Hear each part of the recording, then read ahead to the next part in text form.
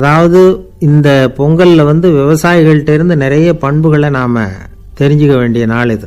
விவசாயிகள் அவங்க விவசாயம் முன்னேறி இருக்கிற அளவுக்கு விவசாயிகளுடைய வாழ்க்கை தரம் முன்னேறலை. அந்த அளவுக்கு அவர்கள் நாட்டுக்காக உழைச்சிக்கிட்டு இருக்கிறாங்க. அந்த காலத்திலே அதை பற்றி ஒரு கதை சொல்கிறது உண்டு. ஒரு வயசான ஆள் நிலத்தில் ஏறு உழுதுகிட்டு இருந்தாராம். கிழிஞ்சு போன ஒரு சின்ன துண்டை தான் இடுப்பில் கட்டியிருந்தாராம். தலையில் ஒரு கந்தலை சுற்றி இருந்தார். உடம்பு பூரா சேரு, ரொம்ப ஏழை. ஏறு ஓட்டிகிட்டு இருக்கிறவர் வேறு எப்படி இருப்பார்? இருந்தாலும் அந்த ஆள் ரொம்ப ஜாலியாக பாட்டு பாடிக்கிட்டே ஏறு உழுதுகிட்டு இருந்தாராம். உடம்புல தான் அவர் ஏழையை தவிர மனசில் ஒரு ஏழையாக தெரியல.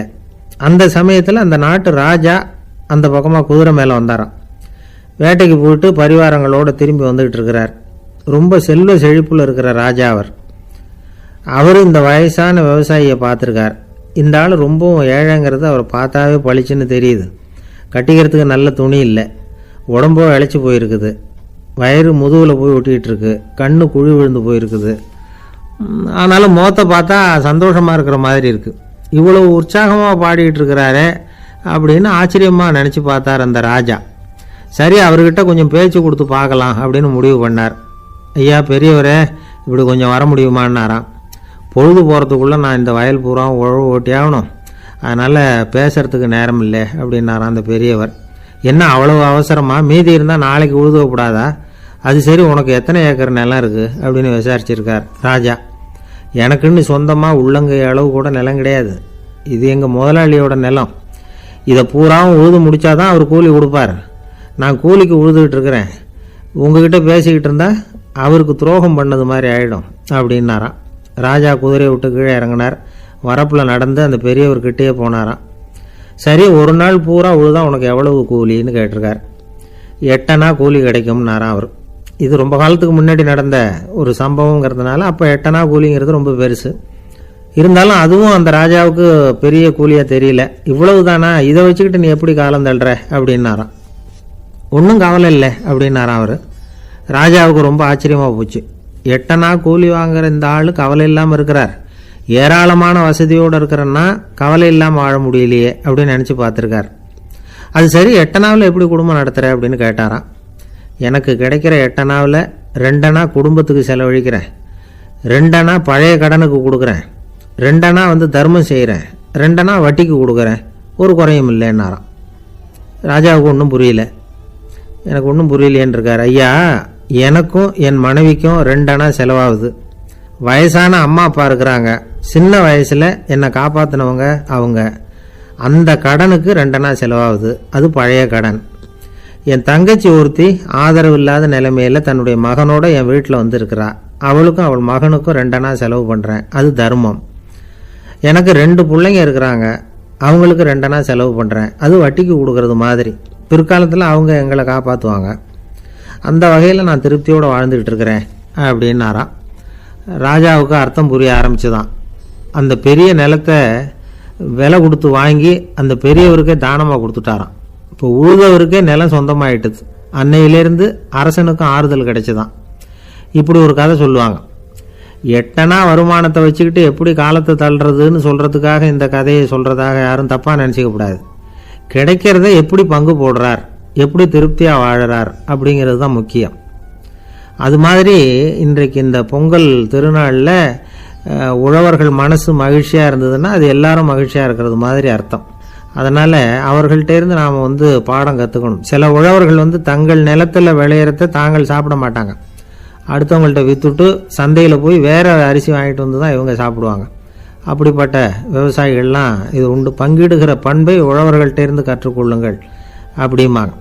ஒரு ஆள் நிம்மதியாக மகிழ்ச்சியாக இருந்தானா, உங்கள் நிம்மதிக்கும் மகிழ்ச்சிக்கும் என்ன காரணம்னு கேட்டிருக்கார் இன்னொருத்தர். என்கிட்ட இருந்தது பூராவையும் என் பிள்ளைங்களுக்கு சமமாக பங்கு போட்டு கொடுத்துட்டேன், எனக்குன்னு எதுவுமே வச்சுக்கல, அதுதான் நிம்மதிக்கு காரணம்ன்றிருக்கான்.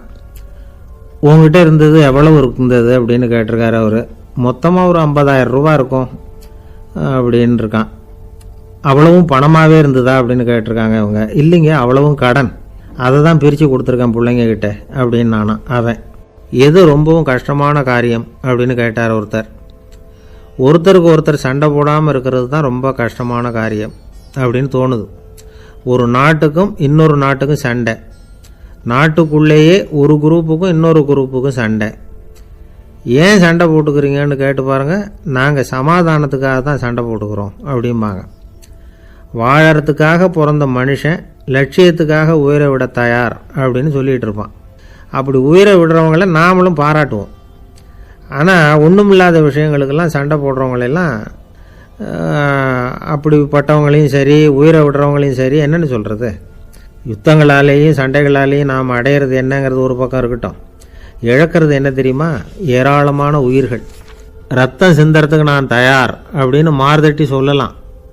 ஆனால் ரத்தம் சிந்தினா உயிர் காத்துக்கிட்டு இருக்க தயார் இல்லை. அதாவது உயிர் நமக்காக காத்துக்கிட்டு இருக்க தயார் இல்லை. இழக்கிற ரத்தத்தை ஈடுகட்டினா தான் உயிரை காப்பாற்ற முடியும். அதனால் இது சம்பந்தமாக ஆராய்ச்சி செய்கிற கட்டாயம் ஏற்பட்டு போச்சு. அதோட விளைவாக புதுசாக ஒன்றை கண்டுபிடிச்சிருக்கிறாங்க. அதுதான் செயற்கை ரத்த பொடி. இப்போ இந்த திடீர் சாம்பார் பொடி, திடீர் ரசப்பொடி, திடீர் காப்பி பொடி இப்படிலாம் சொல்கிறோம்ல, அது மாதிரி இது திடீர் ரத்த பொடி. இஸ்ரேல் ஒரு சின்ன நாடு, மக்கள் தொகை குறைச்சல், அதோட போர்கள் வேறு. அதனால் காயம்பட்டவங்களை காப்பாற்றியே தீர வேண்டிய கட்டாயம். காப்பாற்றணும்னா ரத்த இழப்பை தடுக்கணும். அப்படின்னா உடனடியாக புது ரத்தம் செலுத்தி ஆகணும். திடீர்னு ரத்தம் வேணும்னா எங்கே போகிறது? அதுவும் கிடைக்கிற ரத்தம் சேர்கிற குரூப்பாக இருக்கணும். ஒரு வேடிக்கை பார்த்தீங்களா, நான் வேறு குரூப்பு நீ வேறு குரூப்புன்னு இவன் சண்டை போடுறான். இதில் அடிபட்டவனுக்கு ரத்தம் கொடுக்க போனால் அதுலேயும் அது வேறு வேறு குரூப்பாக இருக்குது. அது ரத்தமும் வேறு வேறு குரூப்புன்னு சொல்லிகிட்டு இருக்குது. எந்த குரூப்பு ரத்தம் வேணும், அது உடனடியாக கிடைக்கலன்னா என்ன பண்ணுறது? இப்படிப்பட்ட கஷ்டம்லாம் நமக்கு வந்துடுது. இதுக்காக தான் விஞ்ஞானிகள் இந்த ரத்த பொடியை கண்டுபிடிச்சிருக்கிறாங்க. அதாவது ஒரு ஆள் அடிபட்டு போட்டான்னு வச்சுங்களேன், அவனுக்கு ரத்தம் கிடைக்கல, உடனே என்ன பண்ணலாம்? இந்த சுத்தப்படுத்தப்பட்ட தண்ணீரை கொஞ்சம் எடுத்துக்க வேண்டியது, அதில் இந்த ரத்த பொடியை கரைக்க வேண்டியது. இப்போ இந்த செயற்கை ரத்தம் தயாராகிட்டுது. இதை அந்த ஆள் உடம்புல ஏற்றி விட்டுற வேண்டியது. இயற்கையாக நம்ம உடம்புல இருக்கிற ரத்தம் என்னென்ன வேலை செய்யுதோ அதே வேலையை இதுவும் செய்யும். அதாவது ஆக்சிஜனை உடம்புல எல்லா இடத்துக்கும் எடுத்துகிட்டு போகுது. அந்த வேலையை இந்த செயற்கை ரத்தமும் செஞ்சுருது. ஆனால் ஒரு விஷயம், இந்த செயற்கை ரத்தம் ஒரு அவசரத்துக்கு தான் உபயோகப்படுத்தலாம், ஒரு முதல் உதவி மாதிரி. அதை அப்படியே நிரந்தரமாக விட்டுற முடியாது. பின்னாடி தேவையான குரூப்பு உண்மையான ரத்தம் கிடைச்ச உடனே அதை செலுத்திக்கணும். உண்மையான ரத்தத்தை 20லேருந்து 40 நாள் வரைக்கும் தான் பாதுகாக்க முடியும். அதுவும் குளிர்பதன பெட்டியில். அதுக்குள்ளே உபயோகப்படுத்தலைன்னா அது வீணாக போயிடும். இந்த ரத்த பொடி அப்படி இல்லை, எவ்வளோ நாள் வேணும்னாலும் அப்படியே வச்சுருக்கலாம். குளிர்பதன பெட்டியும் தேவையில்லை. ஆனால் ஒன்று, இது தண்ணியில் கலந்து செயற்கை ரத்தமாக ஆக்கிவிட்டா அதோட வலு 72 மணி நேரம் தான். அதாவது 3 நாள். அதுக்குள்ளே அந்த ஆசாமியை எங்கேயாவது ஆஸ்பத்திரிக்கு தூக்கிட்டு போய் உண்மையான ரத்தத்தை கொடுத்துடணும். சண்டையில் அடிபடுறவங்க, சாலை விபத்தில் அடிபடுறவங்க, இவங்களுக்கெல்லாம் அவசரத்துக்கு கை கொடுத்து உதவுறது இந்த செயற்கை ரத்த பொடி. அதுக்கப்புறம் நாம் கொடுக்குற ரத்தம் தான் அவங்கள காப்பாற்றணும். இன்றைக்கி ரத்தத்தை தானமாக கொடுக்க தயாராக இருக்கிற நல்ல உள்ளங்கள் ஏராளம். எவ்வளவு ஆக்சிடெண்ட்டு, ஆப்ரேஷன், இதில் சம்மந்தப்பட்டவங்களை காப்பாற்றுறது நாம் தானமாக கொடுக்குற ரத்தம் தானே. ஒரு ஆக்சிடெண்ட்டு, ஒரு ஸ்கூட்டர் ஒரு ஆள் மேலே மோதி விட்டுது, பார்த்து வரக்கூடாதா அப்படின்னா அந்த ஆள், நீ தான் பார்த்து நடக்கணும், ஏன்னா 20 வருஷமாக நான் அந்த ஸ்கூட்டரை ஓட்டிகிட்டு இருக்கிறேன் அப்படின்னா இவன். இதுக்கு அவன் சொன்னானா, நீ தான் பார்த்து ஓட்டணும், ஏன்னா 40 வருஷமாக நான் இப்படி நடந்துக்கிட்டு இருக்கிறேன் அப்படின்னானா. ஒரு ஊரில் ஒரு ராஜா இருந்தார். பெரிய அரண்மனையில் தான் இருக்கிறார். எல்லா வசதியும் இருந்தது. இருந்தாலும் அவர் எல்லாரும் சொல்கிறது எப்படி தெரியுமா? பிச்சைக்கார ராஜா. அப்படி ஒரு பேர் அவருக்கு நிலச்சி போச்சு. ஜனங்களும் சரி, மற்ற தேசங்களில் உள்ளவங்களும் சரி, அவர் அந்த பேர் சொல்லியே குறிப்பிடுறது வழக்கமாக போட்டுது. இது அவருக்கு ரொம்ப கவலையாக போச்சு. என்ன இது, நம்மளை தேடி வர்றவங்களுக்கெல்லாம் நாம் சோறு போடுறோம், நம்ம புகழ்ந்து பாடல் ஏற்றி கொண்டு வர்ற புலவர்களுக்கெல்லாம் அவங்க எப்படி வந்தாலும் ஒருவேளை சோறு போடணுங்கிறது உத்தரவு. இவ்வளவுலாம் செஞ்சும் நம்மளை போய் பிச்சைக்கார ராஜான்னு எல்லாரும் சொல்கிறாங்களே, அது ஏன், எதுக்காக இப்படி சொல்கிறாங்க? இதுதான் ராஜாவுக்கு குழப்பம். சரி, இதை பற்றி நம்ம அமைச்சர்கள்கிட்ட கேட்கலாமா அப்படின்னு யோசனை பண்ணார். இந்த விஷயத்தை போய் அவங்கக்கிட்ட எப்படி கேட்குறதுன்னு அவருக்கு தயக்கமாக இருந்தது. கௌரவ குறைச்சலாக தெரிஞ்சுது அவருக்கு. சரி, சாதாரண குடிமக்கள்கிட்ட இதை பற்றி கேட்கலாமா அப்படின்னு யோசனை பண்ணார். கேட்கலாம். ஆனால் அவங்க யாரும் ராஜா முன்னாடி நின்று தைரியமாக பேசக்கூடிய அளவுக்கு இல்லை. ராஜாவோட குழப்பம் நாளுக்கு நாள் அதிகமாக போச்சு. கடைசியாக அவர் ஒரு முடிவுக்கு வந்தார். அதாவது இதை பற்றி ஒரு பிச்சைக்காரங்கிட்டே கேட்டு பார்த்துட்டா என்ன. இதுதான் அவர் பண்ண முடிவு. உடனே மாறு வேஷம் போட்டுக்கிட்டு நகர்வலம் போனார். ஒரு பிச்சைக்காரனை கண்டுபிடிச்சார். இதை பாருப்பா, நம்ம ராஜாவை எல்லாரும் பிச்சைக்கார ராஜான்னு சொல்றாங்களே, அதுக்கு என்ன காரணமா இருக்கும் அப்படின்னு கேட்டார். அதுக்கு அவன் சொல்றான், இதுக்கான பதிலை இன்னும் ஒரு 30 நாளில் சொல்றேன் அப்படின்னா. உடனே இவருக்கு சந்தோஷம். உண்மையை அவங்ககிட்ட சொன்னார். நான் வேற யாரும் இல்லை, நான் தான் இந்த நாட்டு ராஜா. இப்போ நீ என் கூடவே வந்துரு, அரண்மனையிலேயே தங்கிக்கோ. 30 நாள் கழித்து எனக்கு பதில் சொல்லிவிட்டு அதுக்கப்புறமா நீ போகலாம் அப்படின்னு சொல்லி அழைச்சிட்டு வந்துட்டார். அரண்மனையில் ஒரு மூலையில் அவன் தங்கறதுக்கு இடம் கொடுத்தார். தினம் 2 வேளையும் இவனுக்கு சோறு போடுங்க அப்படின்னு உத்தரவு போட்டார். ராஜா கொடுத்த இடத்துல போய் உக்காந்துக்கிட்டான் அந்த பிச்சைக்காரன். தினமும் அந்த அரண்மனையில் நடக்கிறதையெல்லாம் கவனிச்சுக்கிட்டு வந்தான். வேளைக்கு சாப்பாடு வரும், சாப்பிட்டுக்கிட்டு இருக்கான். இப்படி 30 நாள் முடிஞ்சுது. ராஜா வந்தார். என்ன, என்னோட கேள்விக்கு பதில் என்னன்னு கண்டுபிடிச்சிட்டியான்னார். கண்டுபிடிச்சிட்டேன்னா. என்ன எல்லாரும் பிச்சைக்கார ராஜான்னு சொல்கிறாங்களே, அது நியாயமாக படுதா உனக்குன்னு கேட்டார். நியாயமாக தான் படுது, சந்தேகம் இல்லாமல் நீங்கள் பிச்சைக்கார ராஜா தான். என்னதான் நீங்கள் வசதியோடவும் படைபலத்தோடவும் இருந்தால் கூட நீங்கள் எங்கள் வர்க்கத்தை சேர்ந்த ஆசாமி தான் அப்படின்னு அடித்து சொல்லிவிட்டான் அந்த ஆள். ஏனால் அப்படி சொல்கிறேன்னு கேட்டார் இவர். அரசே, ஒரு உண்மையை கண்டுபிடிச்சி சொல்கிறதா நான் உங்ககிட்ட சொன்னேன். நீங்கள் ராஜ பரம்பரைன்னா உடனே உங்கள் கழுத்தில் கிடக்கிற முத்து மாலையை கழட்டி பரிசாக கொடுத்துருப்பீங்க, பொன்னையும் மணியையும் கொடுத்துருப்பீங்க. ஆனால் நீங்கள் அப்படி செய்யலை. என்னை ஒரு மூலையில் உட்கார வச்சு 2 வேளை சோறு போட சொன்னீங்க. உங்களை தேடி யார் வந்தாலும், யார் பாராட்டி பேசினாலும் அல்லது பிரச்சனைகளை சொன்னாலும் நீங்கள் செய்கிற ஒரே காரியம் சோறு போடுறது தான். பிச்சைக்காரனுக்கு சோறு மட்டும்தான் உலகம். உங்கள் விஷயத்திலையும் நீங்கள் அப்படி தான் நினைக்கிறதாக தெரியுது. நல்லா கவனிங்க. எந்த ஒரு பிரச்சனைக்கும் சோறு தான் முடிவுன்னு நினைக்கிறீங்க பாருங்க. நீங்கள் சந்தேகமில்லாத எங்களை சேர்ந்த ஆளு தான் அப்படின்னு விட்டான் அந்த பிச்சைக்காரன். அதுக்கப்புறம் தான் அந்த ராஜா தன்னுடைய தவறுகளை எல்லாம் தேர்த்திக்கிட்டாராம். பசின்னு வர்றவங்களுக்கு சோறு தான் போடணும், அது தப்பு இல்லை. பாராட்ட வர்றவங்களுக்கெல்லாம் சோத்தையே போட்டு அனுப்புனா இப்படி தான் பேர் வரும். எனக்கு தெரிஞ்ச ஒருத்தர் தினமும் யாராவது ஒருத்தரை தன் வீட்டுக்கு அழைச்சிட்டு போவார், சாப்பாடு போட்டு அனுப்புவார். முன்னறிவிப்பு இல்லாமல் திடீர்னு ஒரு விருந்தாளியோட வீட்டில் போய் இவர் நிற்கிறது வழக்கம். அந்த அம்மாவும் இவருக்காக தயார் பண்ணி வச்சிருந்ததை இவர் அழைச்சிட்டு வந்திருக்கிற விருந்தாளிக்கு போட்டுருவாங்க. விருந்தாளி சாப்பிட்டுட்டு போனதுக்கப்புறம் இவர் மனைவி கிட்ட உனக்கு சிரமம் வேணாம் அப்படின்னு சொல்லிவிட்டு பக்கத்தில் உள்ள ஒரு ஹோட்டலுக்கு போய் காசு கொடுத்து சாப்பிட்டுட்டு வந்துடுவார். பல நாள் இப்படி நடக்கும். ஒரு நாள் அவரை தனியாக கூப்பிட்டுக்கிட்டு போய் ஏன் இப்படி பண்ணுறீங்கன்னு கேட்டோம். அதுக்கு அவர் சொல்கிறாரு, எங்கள் வீட்டு சாப்பாட்டிலேருந்து தப்பிக்கிறதுக்கு எனக்கு வேற வழி எதுவும் தெரியல சார், அதனால தான் இப்படி பண்ணிட்டு இருக்கிறேன் அப்படின்னார். ரொம்ப பரிதாபமாக. ஒருத்தன் எப்படி நடந்துக்கிறாங்கிறத வச்சு தான் அந்த ஆள் எப்படிங்கிறத நாம் முடிவு பண்ணுறோம். ஆளுமைன்னு சொல்கிறோம்ல, அதுக்கு சூழ்நிலைகளை ஆளுகின்ற தன்மை அப்படின்னு விளக்கம் கொடுக்குறார் ஒரு உளவியல் நிபுணர். சரி, ஒரு மனிதனுடைய ஆளுமையை உருவாக்குகிற விஷயங்கள் என்னென்ன? பிறப்பு, வளர்க்கப்பட்ட விதம், படிப்பு, நண்பர்கள், சமுதாயம், இப்படி நிறைய உண்டு.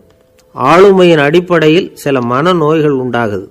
அதெல்லாம் என்னென்னங்கிறத தெரிஞ்சு வச்சுக்கிட்டோம்னா நம்ம கூட இருக்கிறவங்கள அடையாளம் கண்டுபிடிக்கிறதுக்கு அது ரொம்ப உபயோகமாக இருக்கும். ஃப்ரெனாய்டு ஆளுமை அப்படின்னு ஒன்று. இந்த கோளாறு உள்ளவங்க எப்படி இருப்பாங்க தெரியுமா? அதிக உணர்ச்சி, சந்தேகம், பொறாமை இதெல்லாம் அதிகமாக இருக்கும். வளைஞ்சு கொடுக்க மாட்டாங்க. அடுத்தவங்களோட இணக்கமான உறவு இருக்காது. அவங்க செய்கிற தப்புக்கெல்லாம் அடுத்தவங்களை குறை சொல்லிகிட்டு இருப்பாங்க. இது ஒரு ரகம். அடுத்தது ஸ்கிசாய்டு ஆளுமை அப்படின்னு சொல்கிறாங்க. இந்த கோளாறு உள்ளவங்க அடுத்தவங்களோட பழக கூச்சப்படுவாங்க. சின்ன வயசுலேயே இது ஆரம்பமாயிடுது. பகல் கனவுலேயே சஞ்சரிப்பாங்க. அவங்களுடைய விரோதம், கோபம் இதை கூட வெளியில் காட்டிக்க முடியாமல் இருப்பாங்க. இவங்களுக்கு அகமுகம், பிரச்சனைகள்லேருந்து ஒதுங்கி எதுலேயும் ஈடுபாடு இல்லாதவங்களாக இருப்பாங்க. இப்படி ஒரு ரகம். அடுத்தது சைக்ளோதமிக் ஆளுமை அப்படின்னு சொல்கிறாங்க. அது என்னென்னா, உணர்ச்சிகளில் ஏற்றத்தாழ்வு அதிகமாக இருக்குமா. சில சமயம் பார்த்தா மகிழ்ச்சியாக இருப்பாங்க, சில சமயம் சோகமாக உட்காந்துருப்பாங்க. அவங்க மனநிலைக்கு தகுந்த மாதிரி சமூக நிகழ்ச்சிகளில் பங்கெடுத்துக்குவாங்க. இன்னொரு வகை என்னென்னா எண்ணப்பீடிகை ஆளுமை அப்படின்னு பேர் வச்சிருக்கிறாங்க. அதுக்கு இவங்களுக்கெல்லாம் கரெக்டாக இருக்கணும், எல்லாம் சட்டத்திட்டம், எதுலேயும் ஒரு ஒழுங்குமுறை, இப்படி எதிர்பார்க்குற மனோபாவம். இவங்க எதிர்பார்ப்புக்கும் வரன்முறைக்கும் மற்றவங்க கட்டுப்படணும்னு நினைப்பாங்க. இந்த நிலைமை நீடிச்சா என்ன ஆகும் தெரியுமா? அலைக்கழிக்கிற எண்ணங்கள் திரும்ப திரும்ப ஒரே செயலை செய்ய தூண்டுற மன தளர்ச்சிக்கு ஆளாயிடுறாங்க. அடுத்தது ஹிஸ்டீரியா ஆளுமை. சின்ன விஷயத்தையெல்லாம் பெருசுபடுத்தி நாடகமாக்குற நடிகர்கள் இவங்க. உணர்ச்சி அதிகம் உள்ளவங்க, இவங்க மன எழுச்சியில் பக்குவமின்மை, குழந்தைத்தனம், முதிர்ச்சியின்மை எல்லாம் இருக்கும். தன்னலம் மிக்க குணம், பிறர் தன்னை மட்டுமே கவனிக்கணும்னு நினச்சி செயல்படுறது, இதெல்லாம் இவங்க அடையாளம். அடுத்த ரகம் எப்படின்னா வளர்ச்சியற்ற ஆளுமைன்னு சொல்கிறாங்க. அடுத்தவங்களோட இணங்கி போக முடியாதவங்க, அறிவு, மன எழுச்சி, சமூக உறவு இதில் எல்லாம் போதுமான வளர்ச்சியையும் நிறைவையும் பெற முடியாதவங்க, இவங்களால வாழ்க்கையில் முன்னேற முடியாது. பிச்சைக்காரங்க, குற்றவாளிகள், இவங்ககிட்டெல்லாம் இது மாதிரியான ஆளுமை அதிகமாக இருக்குமா. அடுத்தது என்னென்னா சோர்வுடைய ஆளுமை. எதுலேயும் உற்சாகம் இல்லாமல் சோர்ந்து போயிருப்பாங்க. அதுக்கெல்லாம் நமக்கு வலிமை இல்லைப்பா அப்படின்னு சொல்லிட்டு இருப்பாங்க. சின்ன விஷயங்களுக்கெல்லாம் அதிர்ச்சி அடையிறது, வாழ்வின் சுவையை அனுபவிக்க முடியாதவங்க. இன்னொரு ரகம், இது கொதித்தெழும் ஆளுமைங்கிறாங்க. எதுக்கு எடுத்தாலும் ஆத்திரம், குரோதம், வன் செயல் இதிலெல்லாம் ஈடுபாடு, இப்படி உள்ளவங்க. நத்தை வகை ஆளுமை அப்படின்னு ஒன்று. அடுத்தவங்க மேலே விரோதம் இருக்கும், அடிக்கணுங்கிற எண்ணம் இருக்கும். ஆனால் அதை அப்படியே வெளியில் காட்டாமல் அதே சமயம் அமைதியான முறையில் வெறுப்பை வெளிக்காட்டுற ரகம். இவங்கெல்லாம் பேசாமல் கம்முன்னு இருந்துக்கிட்டே நினச்சதை நிறைவேற்றிக்கிடுவாங்க. முன்ஜாக்கிரதை ஆளுமை அப்படின்னு ஒரு ரகமாக. பாதுகாப்பின்மை, சந்தேகம், முழுமையின்மை, அறவேக்காட்டுத்தனம் இந்த மனப்போக்கு அதிகமாக இருக்கிறதுனால அகம்பாவம், புடிவாதம், எச்சரிக்கை எல்லாம் அளவுக்கு மீறி இருக்கும்.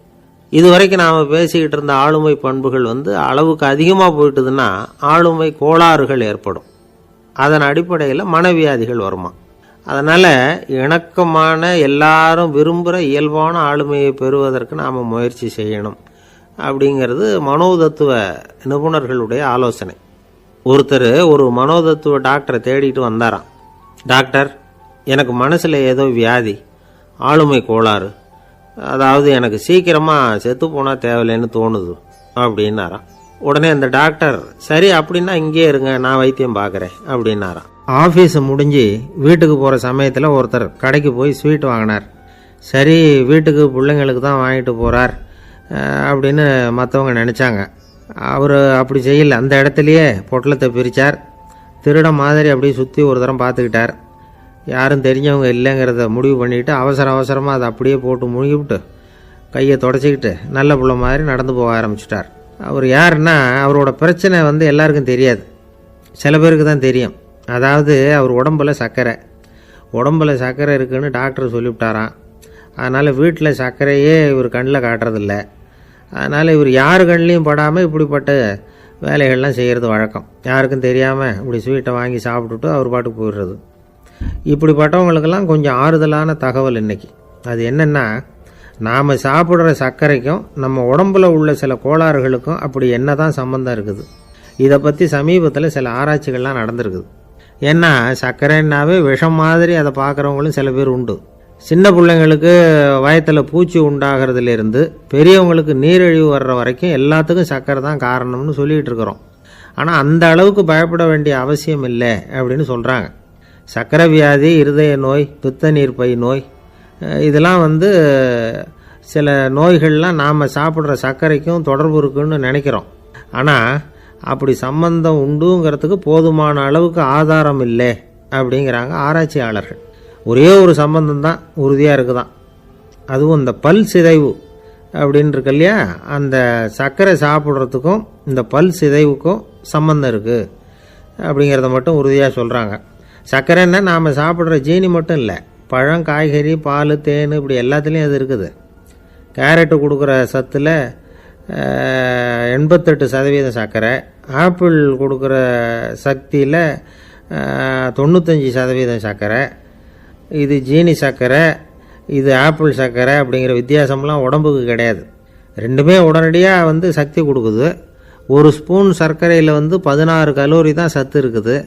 அதிகமாக சர்க்கரை சாப்பிட்டா நீரிழிவு வந்துருங்கிறது தப்பான ஒரு அபிப்பிராயம். டயபெட்டிஸுங்கிறது ஒரு மெட்டபாலிக் டிசார்டர், அவ்வளவுதான். அதாவது நாம் சாப்பிட்ற சர்க்கரையை நம்ம உடம்பு திறமையாக உபயோகப்படுத்திக்க முடியல அப்படின்னு அர்த்தம். அதனால தான் அதிகமாக இனிப்பு வேணாம்னு சொல்கிறோம். ஏற்கனவே உடம்பால் முடியாத ஒன்றை மறுபடியும் அது தலையில் சுமத்தி அதிகமாக வேலை வாங்க வேணாமே அப்படிங்கிறதுக்காக தான். ஆகாரத்தில் அதிகமாக சர்க்கரை இருந்தால் அதனால் உடனே சர்க்கரை வியாதி வந்துடும்ங்கிறதுக்கு விஞ்ஞான ரீதியாக போதுமான ஆதாரம் இல்லை. அதனால் எப்போவாவது அதிகமாக ஸ்வீட்டு சாப்பிட்டுட்டா ஐயோ அதிகமாக சாப்பிட்டோமோ என்ன பண்ண போகுது தெரியலையே அப்படின்னு நினச்சி மனசை போட்டு குழப்பிக்க வேண்டியதில்லை. பொதுவாக எதுவுமே அதிகமாக வேண்டாம், எல்லாம் சீராக இருந்தால் போதும். நீரிழிவுங்கிறது புதுசாக வந்துட்ட ஒரு நோய் இல்லை, ரொம்ப காலமாகவே இருக்கிற ஒன்று தான். நம்ம முன்னோர்கள் இதை மதுமேகம் அப்படின்னு சொல்லுவாங்க. அதை கட்டுப்படுத்துறதுக்கு அவங்களே சில வழிமுறையை சொல்லி வச்சுருக்கிறாங்க. அது என்னென்னா வேறு ஒன்றும் இல்லை, இந்த பாவக்காய், முள்ளங்கி, அருகம்புல், அவ்வளவுதான். வெள்ளை முள்ளங்கி இருக்குல்ல, அதை வாரத்துக்கு 3 நாள் சாப்பிட்டுக்கிட்டு வாங்க. நூலுக்கோல் ரொம்ப நல்லது. இல்லைன்னா முள்ளங்கி சாறு 1 ounce சாப்பிட்டுட்டு வரலாம். ரத்தத்தில் சேர்கிற சர்க்கரை அளவை இதெல்லாம் கட்டுப்படுத்துது. சிறுநீரில் காணப்படுகிற சர்க்கரை அளவையும் சமநிலைப்படுத்துது. தினமும் ஆகாரத்தில் கோதுமை, கேழ்வரகு, வெந்தயம், கருவேப்பிலை, சோயாபீன்ஸ் எது கிடைக்குதோ சேர்த்துக்கலாம். இப்படிலாம் செஞ்சுக்கிட்டு வந்தால் அப்புறம் வீட்டுக்கு தெரியாமல் கடையில் போய் நின்றுக்கிட்டு ஸ்வீட் வாங்கி திருட்டுத்தனமாக சாப்பிட வேண்டிய அவசியமே உங்களுக்கு வராது. 2 ஆசாமிகள் கடற்கரையில் உட்காந்து சாவகாசமாக பேசிக்கிட்டு இருந்தாங்களாம். ஒருத்தர் சொன்னார், இன்னொருத்தருக்கு தெரியாமல் ஸ்வீட்டு சாப்பிட்றதே எப்பவும் இடைஞ்சல் தான் சார்.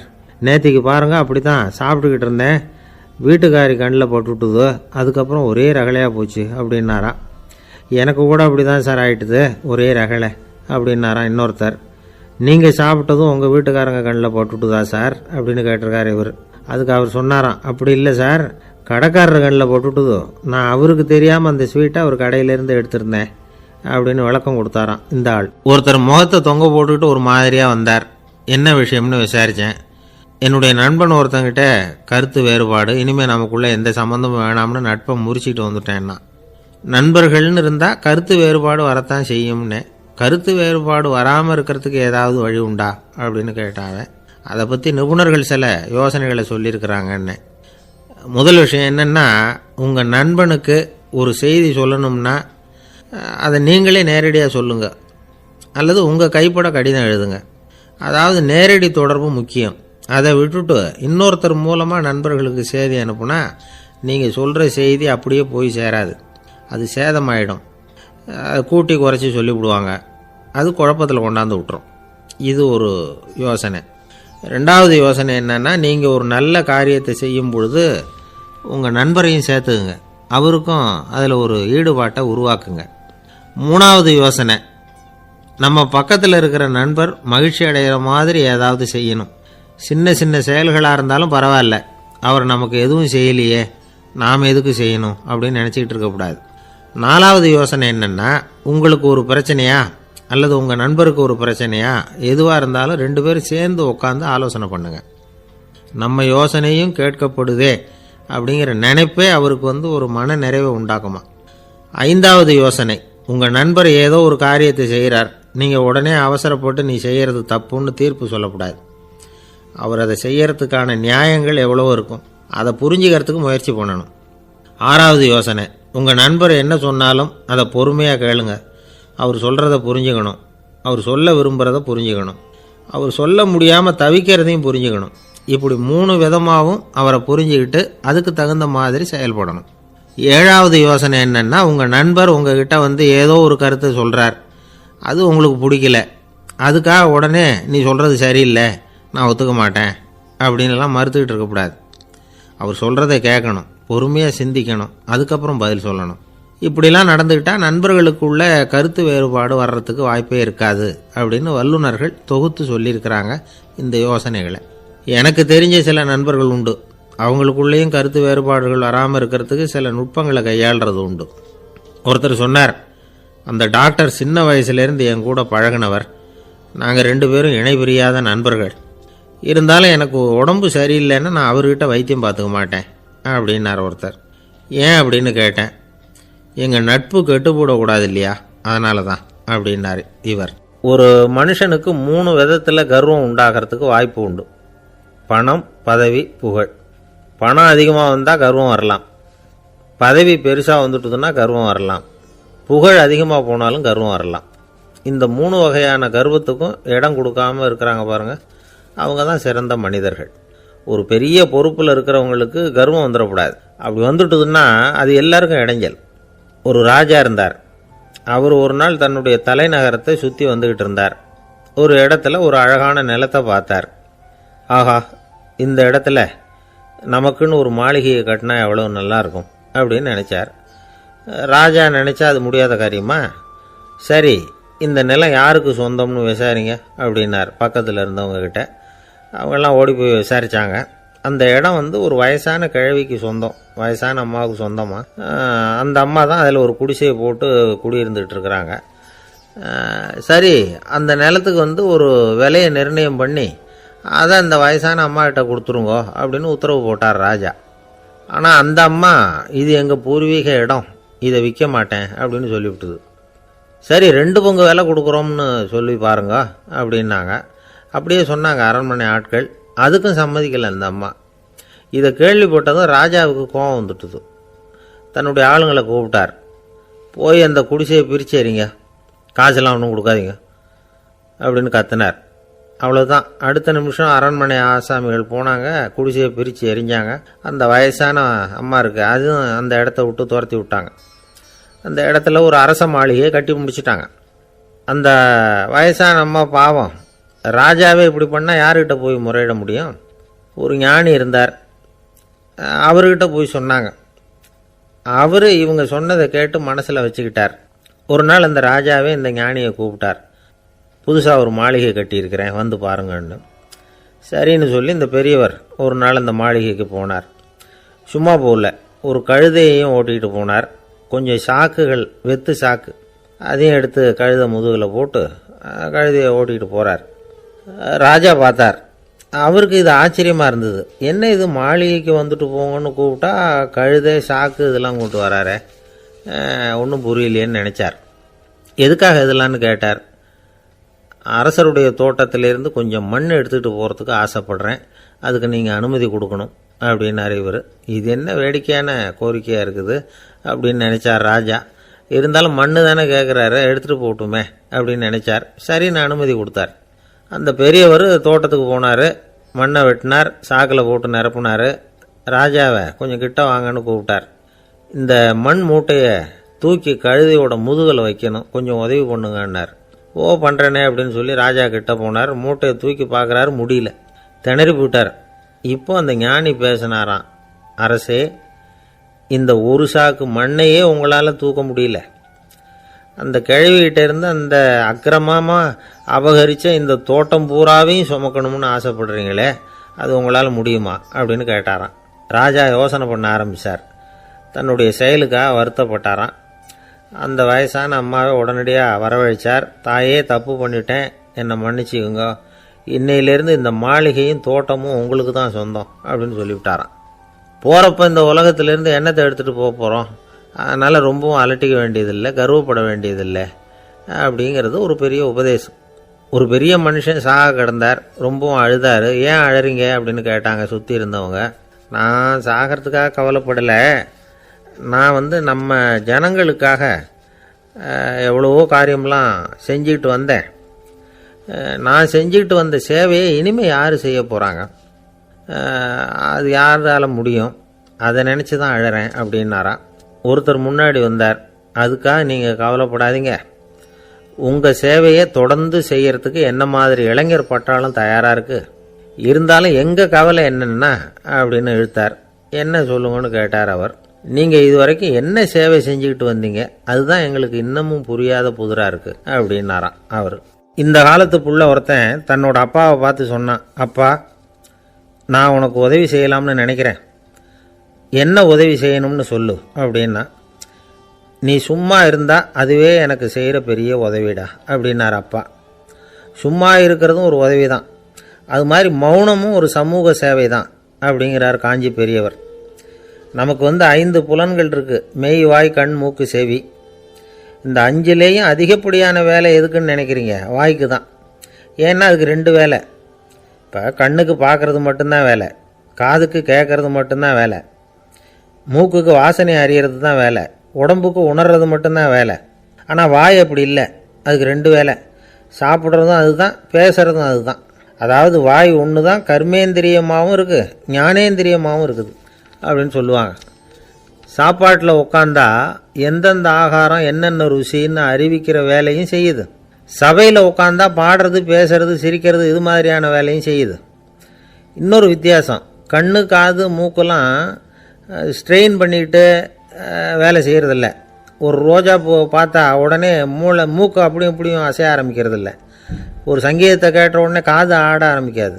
ஆனால் வாய் அப்படி இல்லை, அது பேசினாலும் சரி சாப்பிட்டாலும் சரி அசைஞ்சு தான் ஆகணும். ஆக மற்றதை விட வாய்க்கு வேலை ஜாஸ்தின்னு தெரியுது. சாப்பிட்றது பேசுறது அப்படின்னு 2 காரியம் அதுக்கு. இப்படி 2 காரியம் இருக்கிறதுனால அது 2ஐயும் பாதியாக குறைச்சிக்கணுங்கிறது கடவுள் அபிப்பிராயமாக இருக்கணும் அப்படிங்கிறார் காஞ்சி பெரியவர். ஆனால் இப்போ நாம் அப்படியே நடந்துக்கிறோம், அதுக்கு நேர்மாறாக நடந்துக்கிறோம். நாம் சாப்பிட்றதும் அதிகம், பேசுகிறதும் அதிகம், 2 வேலையையும் தேவைக்கு அதிகமாகவே செய்கிறோம். வாய் தான் ரொம்ப ஓவர் ஒர்க்குடு. அதுக்கு ஓய்வு கொடுத்தா உடம்பும் நல்லாயிருக்கும், உலகமும் நல்லாயிருக்கும். மௌன விரதம் இருக்கிறதெல்லாம் எதுக்காக நினைக்கிறீங்க? இதுக்காக தான். இந்த காலத்தில் மௌனமாக இருக்கிறவங்கெல்லாம் மகத்தான தொண்டு செய்கிறாங்க அப்படின்னு தான் சொல்லணும். சத்தம் அதிகமாக போய் தான் சவுண்டு பொல்யூஷன் வருது. அது மட்டும் இல்லை, மௌனமாக இருந்தால் சண்டை சச்சரவே வராது. மௌனம் கலக நாஸ்தி. ஆக இதுவும் ஒரு சமூக சேவை தான். நமக்கு தான் வாய் இருக்குதேங்கிறதுக்காக வசமாக சாப்பிட்றதும் தப்பு, வளவளன்னு பேசுகிறதும் தப்பு. ஒரு கருத்தை சொல்கிறதுக்கு ஒரே ஒரு சொல்லு போதும் அப்படின்னு இருக்கும்பொழுது 2 சொற்களை செலவு பண்ணாதே. எவ்வளவு சொன்னாலும் அதனால் ஒரு பயனும் விளையாது அப்படின்னு தெரிய வருமேயானால் அந்த ஒரு சொல்லையும் விரயம் பண்ணாதே அப்படிங்கிறார் ஒரு அறிஞர். எல்லா குணங்கள்லேயும் மௌனம்தான் சிறந்தது அப்படிங்கிறார் ஒருத்தர். மௌனமாக இருக்கிறது மூலமாக மற்றவர்கள் குறைகளை நம்மளால் தெரிஞ்சிக்க முடியும். அதே சமயத்தில் நம்மகிட்ட இருக்கிற குறைகளை மற்றவங்களுக்கு தெரியாமல் மறைச்சிக்கவும் முடியுங்கிறார் அவர். உண்மைதானே? ஒரு பெரிய மேடை பேச்சாளர், பொது வாழ்க்கையில் 25 வருஷ காலமாக ஈடுபட்டிருக்கிறவர்.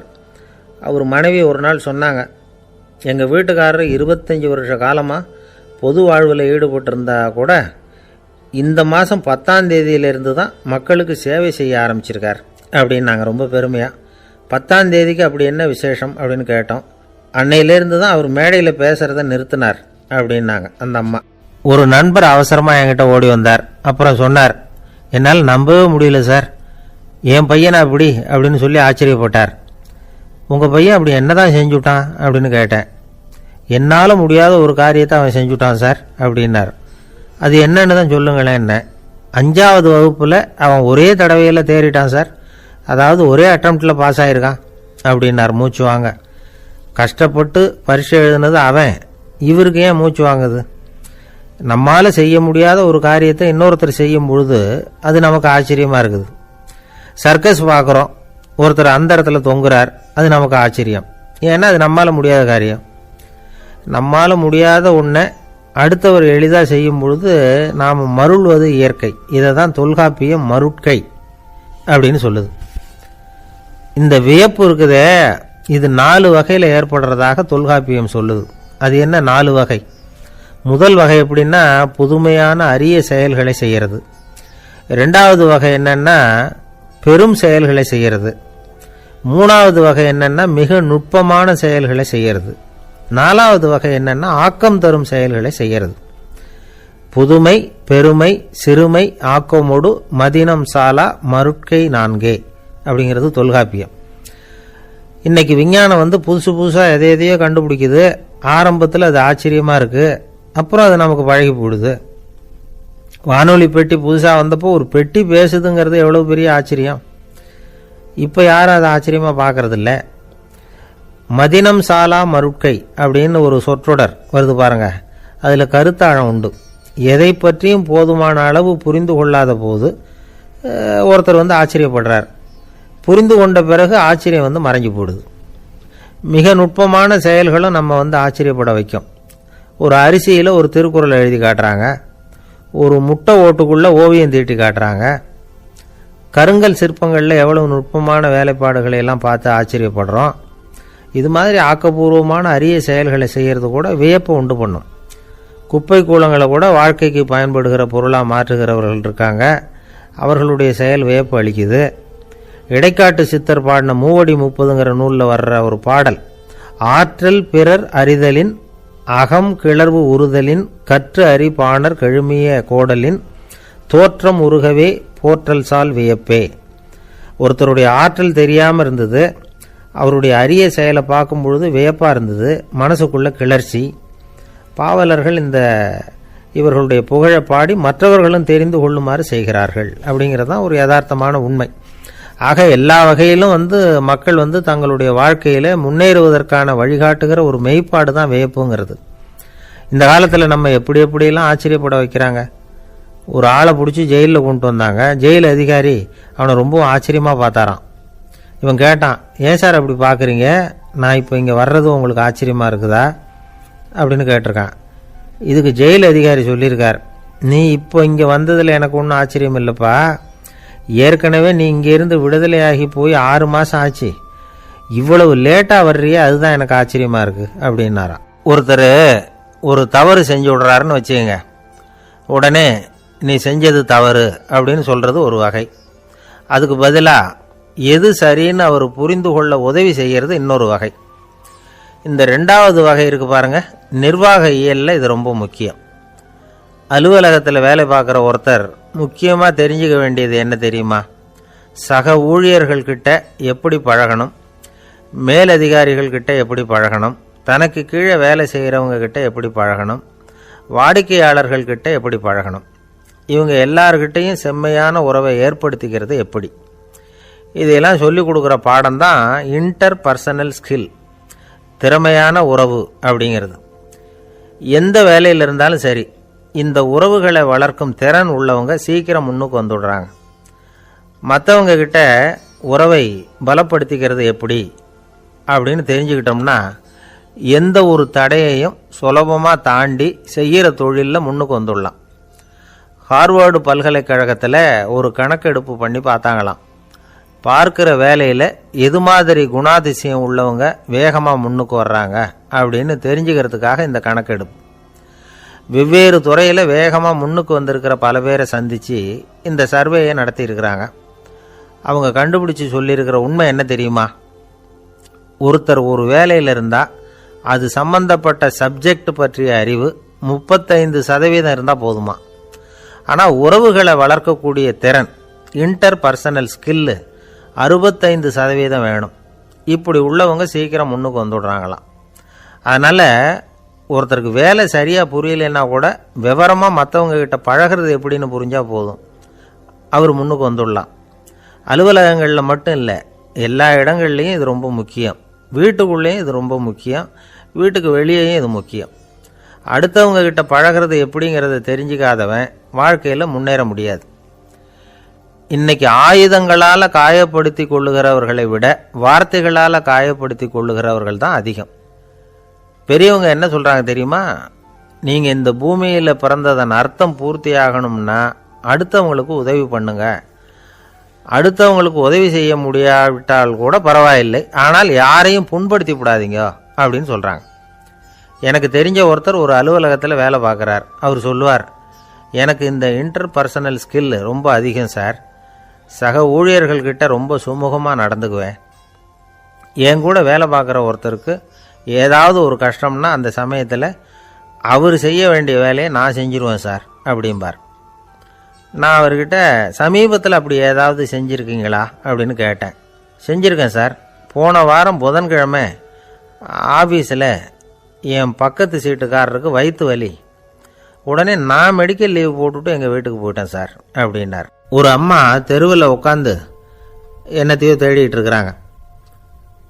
அந்த அம்மா ஒரு சூஃபி ஞானி. அவங்க பேர் என்னன்னா ரபியா அல் அடாவியா. அந்த அம்மாவுக்கு கண் கூட தெளிவாக தெரியாது. அந்த பக்கமாக வந்த சில பேர் இவங்களுக்கு உதவி செய்கிறதுக்காக வந்தாங்க. என்ன தேடிட்டு இருக்கிறீங்க அப்படின்னு கேட்டாங்க. இதுக்கு அந்த அம்மா, அந்த கேள்வி அவ்வளோ முக்கியத்துவம் இல்லை, நான் தேடிட்டு இருக்கிறேன், உங்களால் முடிஞ்சால் எனக்கு உதவி பண்ணலாம் அப்படின்னாங்களாம். உதவி செய்ய வந்தவங்களுக்கு ஆச்சரியம். எதை தேடுறோங்கிறது தெரியாமல் இப்படி ஏன் நேரத்தை செலவழிக்கிறீங்க, நாங்கள் எப்படி உங்களுக்கு உதவ முடியும், எங்களுக்கு ஒன்றும் புரியலையே அப்படின்ட்டுருக்காங்க. சரி, உங்களை திருப்தி பண்ணுறதுக்காக சொல்கிறேன், ஒரு குண்டூசி தொலைஞ்சி போச்சு, அதை தேடுறேன் அப்படின்னாங்களாம் அந்த அம்மா. அதுக்கப்புறம் இவங்களும் சேர்ந்து தேட ஆரம்பிச்சிட்டாங்க. கொஞ்ச நேரம் ஆச்சு, ஒன்றும் கிடைக்கல. உதவி செய்ய வந்தவங்களும் அழுத்து போட்டாங்க. அப்புறம் கேட்டாங்க, பாருங்கம்மா, இது ரொம்பவும் பெரிய தெரு, அகலமான தெரு, அதனால் குறிப்பாக நீங்கள் எந்த இடத்துல அந்த குண்டூசியை தொலைச்சிங்க அதை சொல்ல முடியுமான்னாங்களாம். இதுக்கு அந்த அம்மா, நீங்கள் மறுபடியும் அர்த்தமில்லாத கேள்வியை கேட்குறீங்க, உங்கள் கேள்விக்கும் நான் தேடுறதுக்கும் என்ன சம்பந்தம்னாங்களாம். இதை கேட்டதும் அவங்க ஒரு மாதிரி ஆயிட்டாங்க. என்னம்மா நீங்கள் பைத்தியம் மாதிரி பேசுகிறீங்க அப்படின்னாங்களாம். சரி, உங்களை மறுபடியும் திருப்திப்படுத்துறதுக்காக சொல்கிறேன். அதை நான் எங்கள் வீட்டில் தொலைச்சுட்டேன் அப்படின்னாங்களாம். அப்புறம் எதுக்காக இங்கே தேடிட்டு இருக்கிறீங்க அப்படின்னு கேட்டிருக்காங்க. ஏன்னா இங்கே தான் வெளிச்சம் அதிகமாக இருக்குது, அங்கே வீட்டுக்குள்ளே இருட்டாக இருக்குது, அதனால் இங்கே தேடுறேன். வெளிச்சம் உள்ள இடத்துல தானே தேட முடியும் அப்படின்னாங்களாம் அந்த ஞானி. இந்த கதைக்கு என்ன அர்த்தங்கிறத பெரியவங்க சொல்கிறாங்க. அதாவது இந்த தேடுதல்ங்கிறது ஒரு வியாதி. அது நம்ம சதா அலைய வைக்கும், பைத்தியமாக மாற்றுறதுக்கு முயற்சி பண்ணோம். ஒரு காலம் அது நிறைவு அடையவே அடையாது. வாழ்வுங்கிறது ஒரு புரிந்து கொள்ள முடியாத சதா ஏங்கி கொண்டிருக்கிற ஒரு செயல். அதுக்கு ஆரம்பமும் இல்லை, முடிவும் கிடையாது. எதையோ தேடணும் அப்படிங்கிற உந்துதல் நமக்குள்ளே இருக்கும், ஆனால் குறிப்பாக எதை தேடிட்டு இருக்கிறோம் அப்படிங்கிறது புரியாது. அப்படி ஏதாவது ஒன்றை தேடி அடைஞ்சிடுறோம்னு வச்சுக்கோங்க, உடனே ஒரு அதிருப்தி வந்துடும். அதனால் வாழ்க்கைங்கிறது சலிப்பு நிறைந்தது அப்படிங்கிற எண்ணத்தை உண்டாக்கிக்கிறோம். ஒன்று அடைஞ்சதுக்கு அப்புறம் இன்னொன்று தேட ஆரம்பிச்சிருவோம். ஆக இந்த தேடல்ங்கிறது நாம் ஒன்று அடைஞ்சாலும் அடையாவிட்டாலும் தொடர்ந்து நடந்துக்கிட்டு தான் இருக்கும். இதுக்கு முடிவே கிடையாது.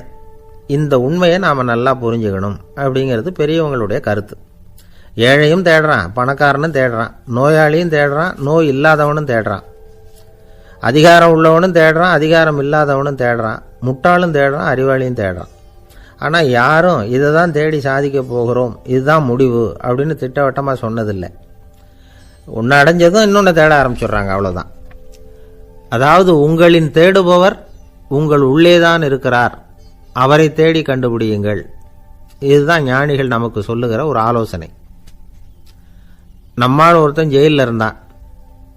இன்னொரு கைதி அவனை பார்த்து கேட்டான், ஏன்பா உன்னை பார்க்கறதுக்கு வெளியிலேருந்து யாருமே இங்கே வர்றது இல்லையே, உனக்கு சொந்தக்காரங்களே கிடையாதா அப்படின்னு கேட்டானா. ஏன் இல்லை, எனக்கு சொந்தக்காரங்க நிறைய பேர் உண்டு, அவங்க என்னை பார்க்க வராததுக்கு காரணம் வேற அப்படின்ட்டுருக்கான் இவன். என்ன காரணம்னு கேட்டான் அவன். அதுக்கு இவன் சொன்னானா, அதுக்கு என்ன காரணம்னா அவங்க எல்லாரும் இங்கே உள்ளேயே இருக்கிறாங்க அப்படின்னானா. ஒரு சீன தேசத்து அரசர் இருந்தார். அவருக்கு வயசாயிட்டுது. அவருக்கு அடுத்தபடியாக அவருடைய புள்ள பட்டத்துக்கு வரணும், ஆட்சி பொறுப்பை ஏற்றுக்கணும். ஒரு நல்ல தலைவனுக்கு இருக்க வேண்டிய பண்புகள்லாம் தன்னுடைய மகனுக்கு இருக்கணும்னு விரும்பினார் அந்த அரசர்.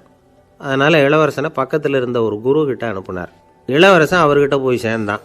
அந்த குரு என்ன பண்ணார் தெரியுமா, இவனை பார்த்து சொன்னார், இதை பாருப்பா, நீ என்ன பண்ணுற, இப்போவே பக்கத்தில் இருக்கிற காட்டுக்கு போ, நடு காட்டில் போய் ஒரு இடத்துல உட்காந்துக்கோ, அங்கே என்னென்ன சத்தம்லாம் உன் காதில் விழுதுன்னு கவனித்து கேளு, உன் காதில் விழுந்த ஓசைகள் என்னென்னங்கிறத என்கிட்ட சொல்லு, அதுதான் எனக்கு தெரியணும், உனக்கு வேலையும் அதுதான் அப்படின்னு சொல்லி அனுப்பி வச்சுட்டார்.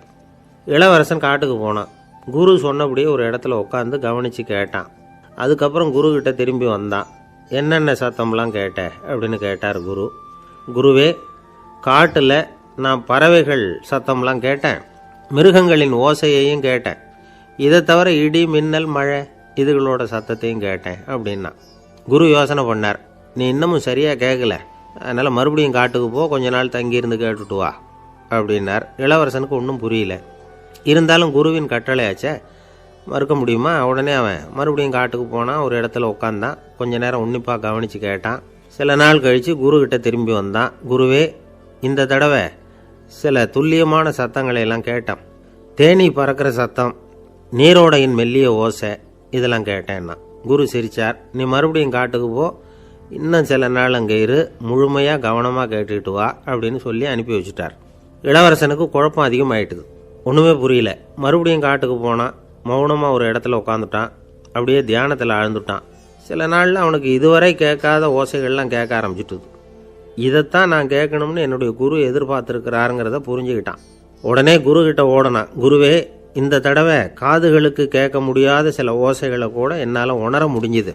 பூ மலருகிற ஓசை, சூரியனால் பூமி சூடாகிறப்போ எழுகிற ஓசை, காலை பனித்துளியை இந்த புல்லுலாம் குடிக்கிற ஓசை, இது எல்லாம் என்னால் நல்லா கேட்க முடிஞ்சுது அப்படின்னா. குருவுக்கு இப்போ தான் திருப்தி ஏற்பட்டு தான்.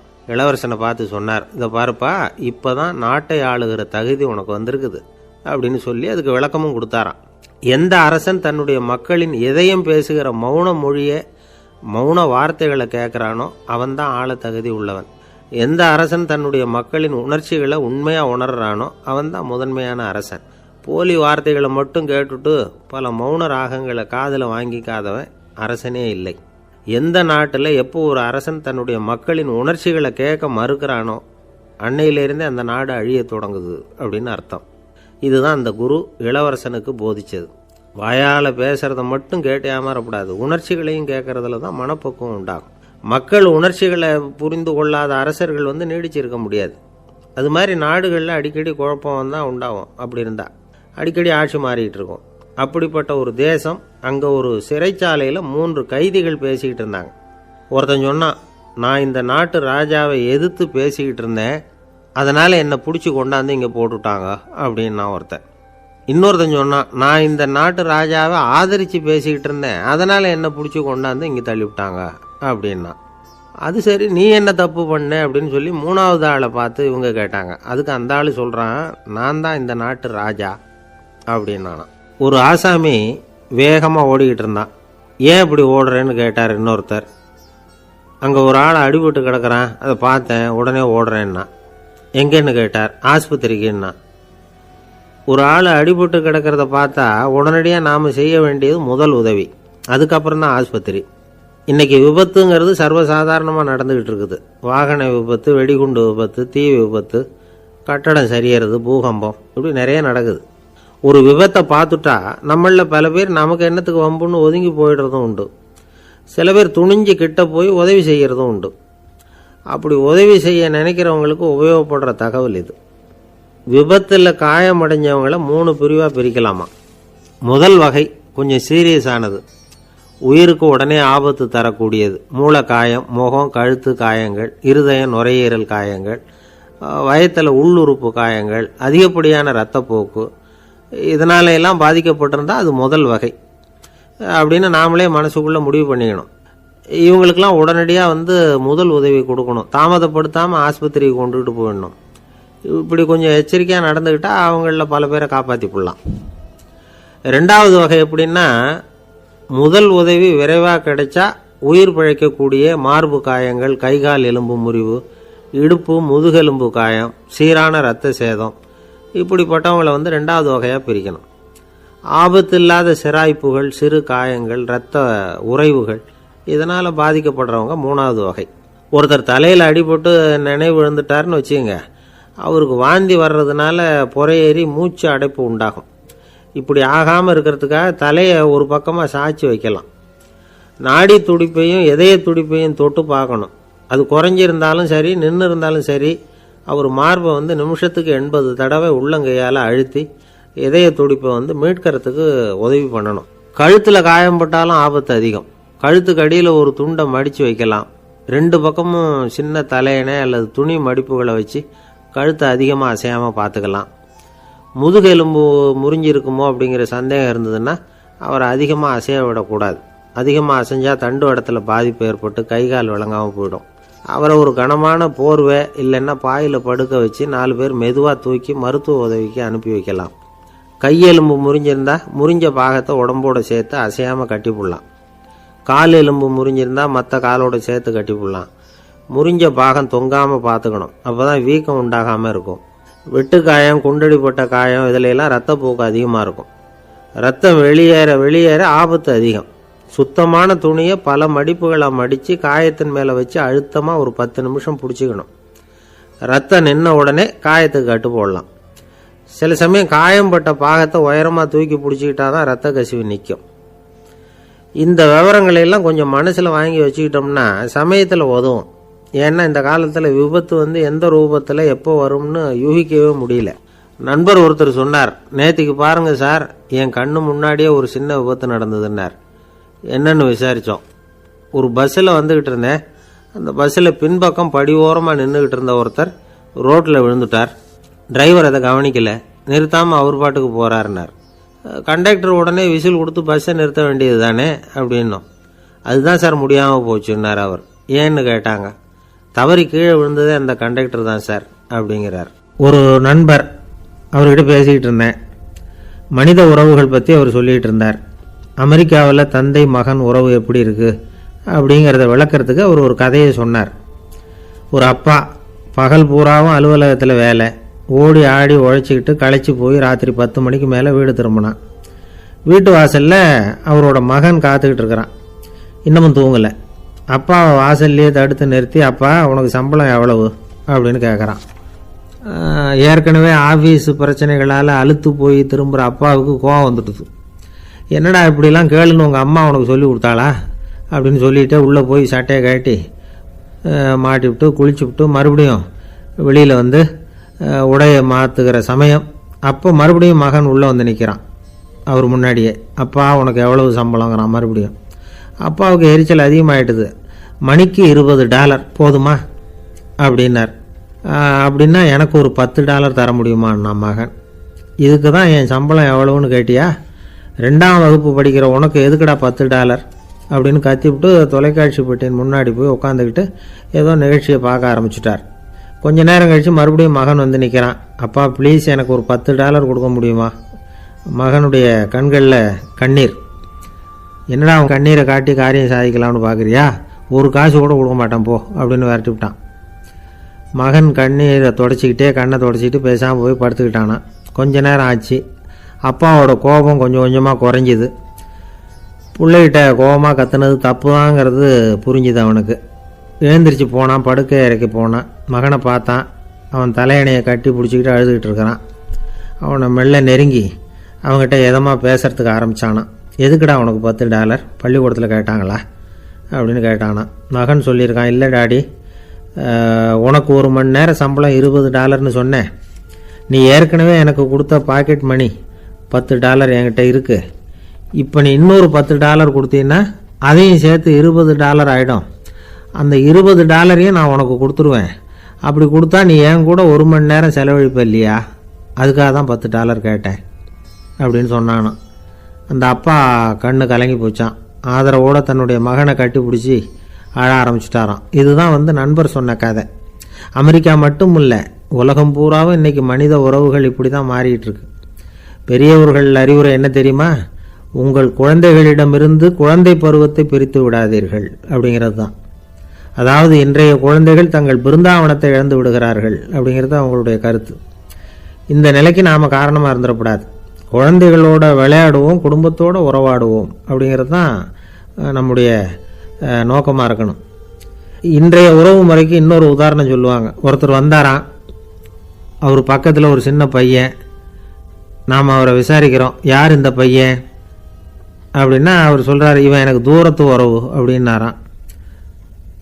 இந்த தூரத்து உறவுன்னா எப்படின்னு இருக்கான். இதுக்கு அவன் சொல்லியிருக்கிறான், இவன் எங்கள் அப்பாவுக்கு 8வது புள்ள அப்படின்னானான். ஒரு ஊரில் ஒரு பெரிய ஞானி இருந்தார். அவர் படுக்கையில் இருந்தார். இன்னும் கொஞ்ச நேரம்தான் அவர் இந்த உலகத்தில் இருக்க போகிறார். அவரை சுற்றி ஏகப்பட்ட கூட்டம். ஏற்கனவே அவருடைய உபதேசங்களை கேட்டவங்க பல பேர் அவரை சுற்றி நிற்கிறாங்க. அந்த ஞானி மெதுவாக கண்ணை திறந்து பார்க்குறார். எல்லாரும் அவருடைய கடைசி வார்த்தையை கேட்கறதுக்காக அவளோட காத்துக்கிட்டு இருக்கிறாங்க. அந்த ஞானி மெதுவாக பேச ஆரம்பித்தார். நான் என்னுடைய வாழ்நாள் பூராவும் உங்களுக்கு நிறைய போதனைகள் சொல்லிக்கிட்டு இருக்கிறேன். பேரானந்தம், மகிழ்ச்சி, தியானத்தன்மை, இதை பற்றியெல்லாம் சொல்லியிருக்கிறேன். இப்போ நான் வேற ஒரு கரைக்கு போய்கிட்டு இருக்கிறேன். நான் இனிமேல் இந்த கரையில் இருக்க மாட்டேன். நீங்கள் நான் சொன்னதையெல்லாம் கேட்டீங்க, ஆனால் எதையும் நீங்கள் நடைமுறைப்படுத்தி பார்க்கல. எல்லாம் கேட்டதோடு சரி, அதோடு விட்டுவிட்டீங்க. அப்புறம் அதை தள்ளி போட்டுக்கிட்டே வந்துட்டீங்க. மேலும் அதை தள்ளி போடுறதுல எந்த பிரயோஜனமும் கிடையாது. இப்போ நான் போய்கிட்டு இருக்கிறேன், உங்களில் யாராவது என்னோட வர்றதுக்கு தயாரா அப்படின்னு கேட்டார். அவ்வளவுதான். யாரும் வாயை திறக்கலை. ஒரே மௌனம், சத்தமே இல்லை. ஒருத்தர் பார்த்துக்கிட்டே நிற்கிறாங்க. அந்த கூட்டத்தில் ஒரு ஆள் அந்த ஞானி கூடவே 40 வருஷத்துக்கு மேலே இருந்திருக்கிறான். அவனும் வாயை திறக்காமல் இன்னொருத்தன் முகத்தை பார்த்துக்கிட்டே நிற்கிறான். இந்த சமயத்தில் பின்னாடி நின்றுக்கிட்டு இருந்த ஒருத்தன் கையை தூக்கினான். ஞானி அவனை பார்த்தார். சரி, ஒருத்தனுக்காவது நம்மோட வர்றதுக்கு தைரியம் இருக்குது அப்படின்னு நினச்சார். ஆனால் அந்த ஆள் என்ன சொன்னான் தெரியுமா? ஐயா, நீங்கள் கேட்குறப்போ நான் உடனே எழுந்திருக்கல, கையை மட்டும்தான் தூக்கினேன். என்ன காரணம்னா, நான் எப்படி அடுத்த கரைக்கு சேர்றதுங்கிறது தெரிஞ்சுக்கிறதுக்காகத்தான். அந்த விவரத்தை மட்டும் இப்போ உங்ககிட்ட இருந்து நான் தெரிஞ்சுக்க ஆசைப்படுறேன். ஏன்னா இப்போ நான் உங்கள் கூட வர்றதுக்கு தயாராக இல்லை. எவ்வளவோ காரியங்களை நான் இன்னும் இங்கே முடிக்க வேண்டி இருக்குது. வீட்டுக்கு ஒரு விருந்தினர் வந்திருக்கிறார். என்னுடைய இளைய மகனுக்கு கல்யாணம் பண்ணி வைக்கணும். அதனால் இன்றைக்கி உங்கள் கூட வர முடியாது. அது மட்டும் இல்லை, இப்போ உங்கள் கூட அடுத்த கரைக்கு வந்தால் திரும்பி வர முடியாதுன்னு வேறு சொல்கிறீங்க. அதனால் இப்போ நான் வரல. இன்னொரு நாள் நிச்சயமாக நான் வர்றேங்க, உங்களை சந்திக்கிறேன். அதனால் இப்போ நீங்கள் இன்னொரு தடவை எங்களுக்கு விளக்கமாக சொல்லணும். ஏற்கனவே பல தடவை சொல்லியிருக்கிறீங்க. தயவு பண்ணி இப்போ ஒரு தடவை சொன்னீங்கன்னா சௌகரியமாக இருக்கும். அந்த அடுத்த கரையை அடையிறது எப்படி? இப்போ ஒரு தடவை அதை விளக்கமாக சொல்லிட்டிங்கன்னா நல்லா ஞாபகப்படுத்திக்குவேன். அது சரியான சமயம் வர்றப்போ இது எனக்கு உதவியாக இருக்கும் அப்படின்னு நானா. ஆனால் உண்மை என்ன தெரியுமா? அந்த சரியான சமயம் வரவே இல்லை அப்படிங்கிறது தான் உண்மை. இப்படி அந்த கதை முடியும். இந்த கதை அந்த ஒரு ஆளுக்கு மட்டும் இல்லை, கிட்டத்தட்ட எல்லாருக்குமே அது பொருந்தும் அப்படிங்கிறாங்க விவரம் தெரிஞ்சவங்க. எல்லாருமே அந்த சரியான தருணத்துக்காக தான் காத்துக்கிட்டு இருக்கிறாங்களாம். அதுக்காக ஜோசியம் பார்க்குறாங்க, கைரேகை பார்க்குறாங்க, நாளைக்கு என்ன நடக்குங்கிற ஆவலில் எல்லாரும் காத்துக்கிட்டு இருக்கிறாங்க.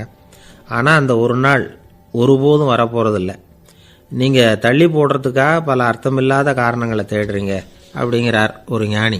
காத்திருக்கிறதுலேயே நம்ம காலம் ஓடி போயிடுது. ஏன்னா இன்னைக்கு நாம் சிந்திக்கிறது நாளைக்கு நாம் சிந்திக்கிறது இல்லை. ஒவ்வொரு நாளும் ஒவ்வொரு மாதிரி போயிடுது.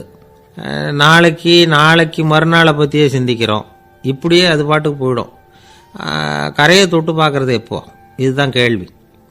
நமக்கு வேண்டியப்பட்ட ஒருத்தர் ஒரு ரயில்வே பிளாட்ஃபாரத்தில் நின்றுட்டு இருக்கிறார். அங்கே இருக்கிறவங்க கிட்ட கேட்குறாராம், விசாரிக்கிறார். ஏங்க கிழக்க போகிற ரயில் போயிட்டுதுங்களான்னாராம். போயிட்டுதுன்னு இருக்கிறாங்க. கொஞ்ச நேரம் கழிச்சு ஏங்க மேற்க போகிற ரயில் போயிட்டுதுங்களான்னு கேட்டிருக்காரு. போயிட்டுதுங்களான் இருக்காங்க. அப்புறம் கொஞ்ச நேரம் கழிச்சு மறுபடியும் ஏங்க 10:30 மணி வண்டி போயிட்டுதான்னு கேட்டிருக்காரு. தொடர்ந்து காலையிலேருந்து சாயந்தரம் வரைக்கும் இப்படி ஒரே இடத்துல நின்றுட்டு கேட்டுக்கிட்டே இருக்கிறார். இதை பார்த்துக்கிட்டு இருந்த ஒருத்தர் அவர்கிட்ட ஏங்க நீங்கள் எங்கே போகணும் அப்படின்னு கேட்டாராம். இவர் மெதுவாக சொன்னாராம், இந்த ரயில்வே லைனை தாண்டி அந்த பக்கம் போகணும் அப்படின்னாராம். நம்பிக்கை இல்லைன்னா இந்த உலகத்தில் நாம் நடமாடவே முடியாது. அவநம்பிக்கையோடு இருந்துக்கிட்டு இருந்தால் என்றைக்கும் அவஸ்தை தான். நாம் நம்புறது நடக்குதோ இல்லையோ அது வேற விஷயம். ஆனால் எதையும் நம்பி தான் நாம் அடி வைக்க வேண்டியிருக்கு. வேற ஒன்றும் வேணாம், ஒரு லாட்ரி சீட்டு வாங்குகிறோம். அது எங்கே நமக்கு விழப்போகுது அப்படிங்கிற அவநம்பிக்கையோடவா வாங்குகிறோம்? பரிசு நமக்கு தான் அப்படிங்கிற நம்பிக்கை உள்ளூர இருக்கிறதுனால தான் அதை வாங்குகிறோம். இருந்தாலும் முடிவு வேறு மாதிரி ஆகிடுது. அதுக்காக மனசு சோர்ந்து போகிறதில்ல. அடுத்த மாதமும் சீட்டு வாங்குகிறோம். இந்த நம்பிக்கை தான் மனித வாழ்க்கைக்கு ஆதாரம். ஒரு கடையில் போய் டீ சாப்பிட்றீங்க. அந்த டீ நல்ல டீ தானா, அதில் விஷம் கலந்துருக்குமா அப்படிங்கிற சந்தேகம் வந்துட்டுதுன்னு வச்சுங்க. அதுக்கப்புறம் அதை எப்படி நீங்கள் சாப்பிட முடியும்? நம்பி தான் சாப்பிட்ணும்.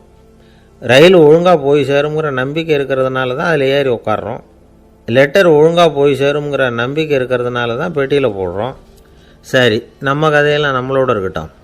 மனித நம்பிக்கை எந்த அளவுக்கு உறுதியாகவும் அறிவுபூர்வமாகவும் இருக்கணுங்கிறதுக்கு அலெக்சாண்டர் வாழ்க்கையில் நடந்த ஒரு சம்பவத்தை உதாரணமாக சொல்லலாம். இந்த உலகத்தையே ஜெயிக்கணும்னு புறப்பட்டார் அலெக்சாண்டர். ஒரு கட்டத்தில் அவர் சிட்னஸ் நதி கரைக்கு சேர்ந்தார். அந்த சமயத்தில் அவருக்கு கடுமையான நோய் வந்துட்டுது. அவர் கூடவே வந்திருந்த கிரேக்க வைத்தியர்கள் என்னென்னமோ முயற்சியெல்லாம் பண்ணி பார்த்தாங்க. இருந்தாலும் அலெக்சாண்டருக்கு வந்திருக்கிறது என்ன நோய்ங்கிறத அவங்களால கண்டுபிடிக்க முடியல. ஏன்னா அந்த பகுதியில் உள்ளவங்களுக்கு மட்டுமே அதிகமாக வரக்கூடிய ஒரு வினோதமான நோயாக இருந்தது அது. ஆனால் அவர் இருக்கிற இடம் எதிரியோட இடம், பாரசீக மன்னனோட ஆளுகைக்கு உட்பட்ட இடம். என்ன பண்ணுறது அப்படின்னு எல்லாரும் யோசனை பண்ணாங்க. பாரசீக மன்னனோட அரண்மனையில் இருக்கிற வைத்தியர் வந்தால் இந்த நோயை குணப்படுத்தி விடுவார் அப்படின்னு சொன்னாங்க. இருந்தாலும் எதிரியோட நாட்டில் இருக்கிற வைத்தியரை கூப்பிட்டு எப்படி நம்பி வைத்தியம் பார்க்க சொல்கிறது அப்படின்னு சொல்லி எல்லாரும் தயங்கினாங்க. ஆனால் அலெக்சாண்டர் தயங்கலை. பரவாயில்ல, அழைச்சிட்டு வாங்கன்னு விட்டார். உடனே அவரை போய் அழைச்சிட்டு வந்துட்டாங்க. அவர் வந்தார். அலெக்சாண்டர் உடம்பை பரிசோதனை பண்ணி பார்த்தார். சரி, இதை குணப்படுத்தி விடலாம், பயப்பட வேண்டியதில்லை. ஆனால் இதுக்கு ஒரு மூலிகை ரசம் தயார் பண்ணி கொடுக்கணும். நான் போய் அதை தயார் பண்ணிவிட்டு 2 நாளில் திரும்பி வந்துடுறேன் அப்படின்னு சொல்லிவிட்டு போனார் அந்த வைத்தியர். அதே மாதிரி 2 நாளில் திரும்பி வந்தார் மூலிகை ரசத்தோட. இதுக்கு இடையில் அலெக்சாண்டரோட தளபதிகளில் ஒருத்தர் ரகசியமாக ஒரு எச்சரிக்கை கடிதம் கொடுத்து அனுப்பியிருக்கிறான். அதை வாங்கி என்ன விஷயம்னு பார்த்தார். இப்போ உங்ககிட்ட வந்திருக்கிற எதிரி நாட்டு வைத்தியரை நம்பாதீங்க, அவன் கொண்டுகிட்டு வந்திருக்கிற மூலிகை ரசத்தில் விஷம் கலந்துருக்குது அப்படின்னு அதில் எழுதியிருக்கு. அதை பார்த்தார் அலெக்சாண்டர். இருந்தாலும் கொஞ்சம் கூட அலட்டிக்கலை. வைத்தியர் கொடுத்த மருந்தை வாங்கி கடகடன்னு குடிச்சுட்டு அதுக்கப்புறம் அந்த கடிதத்தில் இருந்த விஷயத்தை அந்த வைத்தியர்கிட்ட சொன்னார். வைத்தியர் தகைச்சு போயிட்டார். தன் மேலே அலெக்சாண்டர் வச்சிருக்கிற நம்பிக்கையை பார்த்து அவருக்கு ரொம்ப வியப்பு. வைத்தியர் உண்மையிலேயே நல்ல மருந்து தான் கொண்டுகிட்டு கொடுத்துருக்கிறார், அதில் விஷம்லாம் எதுவும் கலக்கலை. அதுக்கப்புறம் அலெக்சாண்டர் இந்த வைத்தியரை பார்த்து சொன்னாராம், நம்பிக்கைங்கிற அச்சாணியை ஆதாரமாக வச்சுக்கிட்டு தான் இந்த உலகம் சுற்றிக்கிட்டு இருக்குது. எனக்கு எதிரியாக இருந்தாலும் பாரசீக மன்னர் ரொம்ப பெரியவர். அப்பேற்பட்ட மன்னருடைய அரண்மனை வைத்தியர் தொழில் நேர்மை இல்லாதவராக இருக்க முடியாது, இருக்க மாட்டார். அப்படி இருந்தால் அவரை அரண்மனை வைத்தியராக வச்சிருக்கவே மாட்டாங்க அப்படின்னு நம்பினேன். என்னுடைய நம்பிக்கை வீண் போகலை அப்படின்னாராம். இதுதான் மானுட நம்பிக்கைங்கிறது. இந்த காலத்துலேயும் இது மாதிரி இந்த மானுட நம்பிக்கை ரொம்பவும் சாமர்த்தியமாக கையாளுகிற கெட்டிக்காரங்க சில பேர் இருக்கிறாங்க. ஒரு இந்த காலத்து குரு, அவருக்கு ஒரு சிஷ்யன். குரு முன்னாடி அந்த சிஷ்யன் ரொம்ப பணிவாக நின்று, குருவே உங்கள் கையால் விஷத்தை கொடுத்தாலும் அதை வாங்கி மடமடன்னு குடிச்சிருவேன் அப்படின்னா. உன்னுடைய குரு பக்தியை மெச்சினேன் அப்படின்னார் குரு. அதுக்கு அந்த சிஷ்யன், அப்படி இல்லை குருவே, உங்ககிட்ட சிஷ்யனாக இருக்கிறத விட உங்கள் கையால் விஷத்தை வாங்கி குடிச்சு விடுறது ரொம்ப நல்லது, அதனால தான் அப்படி சொன்னேன் அப்படின்னா. ஒரு தீக்குச்சி தீப்பெட்டியை பார்த்து கேட்டுதான், நாம் 2 பேரும் தானே உரசிக்கிறோம், ஆனால் நான் மட்டும் தீ பிடிச்சி எரிஞ்சு போகிறேன், நீ அப்படியே இருக்கிறியே அப்படின்னு தான். அதுக்கு தீப்பெட்டி சொல்லியிருக்குது, உனக்கு தலையில் கணம் இருக்குது அதனால் அழிஞ்சு போகிற அப்படின்னு தான். எப்படி இருக்கு பாருங்கள் இந்த பதில். தலையில் கணம் உள்ளவங்க யாருமே சரியாக இருக்க முடியாது. எவ்வளவு பெரியவங்களாக இருந்தாலும் சரி, ரொம்ப கஷ்டம்தான் அது. கர்வம்ங்கிறது கூடவே கூடாது. இதை விளக்கிறதுக்கு மகான் ஒருத்தர் ஒரு சம்பவத்தை சொல்கிறார். அர்ஜுனன் தீர்த்த யாத்திரை பண்ணானா. அப்போது தென்னிந்தியாவுக்கு வந்திருக்கிறான். ராமேஸ்வரத்துக்கு போனப்போ அங்கே இலங்கைக்கு கல்லுலாம் அடுக்கி போடப்பட்டிருந்த பாலத்தை பார்த்தானா. ஒரு சின்ன குரங்கு அதுக்கு பக்கத்தில் விளையாடிக்கிட்டு இருந்திருக்கு. அதை பார்த்துட்டு அர்ஜுனன் சிரிச்சிருக்கான். ஏன் சிரிக்கிறேன்னு கேட்டிருக்கு அந்த குரங்கு. ராமன் மிகச்சிறந்த வில் வீரன், அப்படி இருக்கிறப்போ அவன் இலங்கைக்கு அம்புகளாலேயே ஒரு பாலம் கட்டியிருக்கலாம். அதை விட்டுட்டு போயும் உன்ன மாதிரி குரங்குகளை துணையாக வச்சுக்கிட்டு இப்படி ஒரு கருங்கல் பாலத்தை கட்டியிருக்கிறானே அப்படின்னு நானா. அம்புகளால் பாலம் கட்ட முடியுமா அப்படின்னு கேட்டுதான் குரங்கு. ஏன் முடியாது, என்னால் முடியுமேன்னு இருக்கான் அர்ஜுனன். அம்பால் பாலம் கட்டலாம், இருந்தாலும் என்ன மாதிரி குரங்குகள் ஏறி நடந்தா அது தாங்குமா? அதனால தான் ராமர் கருங்கல் பாலமே கட்டினார் அப்படின்னுது குரங்கு சொல்லிச்சான். அப்படியே சொல்கிற, நான் வேணும்னா இப்போ அம்புகளாலேயே ஒரு பாலத்தை கட்டுறேன், நீ அது மேலே ஏறி நடந்து பார். பாலம் விழுந்துட்டுதுன்னா நான் தீ மூட்டி அதில் குதித்து உயிர் தியாகம் பண்ணி விட்றேன் அப்படின்னு நான் ரொம்ப கோபமாக. உடனே அந்த சின்ன குரங்கு பெரிய உருவம் எடுத்துட்டு தான் கையில் கதையோடு அர்ஜுனன் முன்னாடி நிற்கிறான் அனுமன்.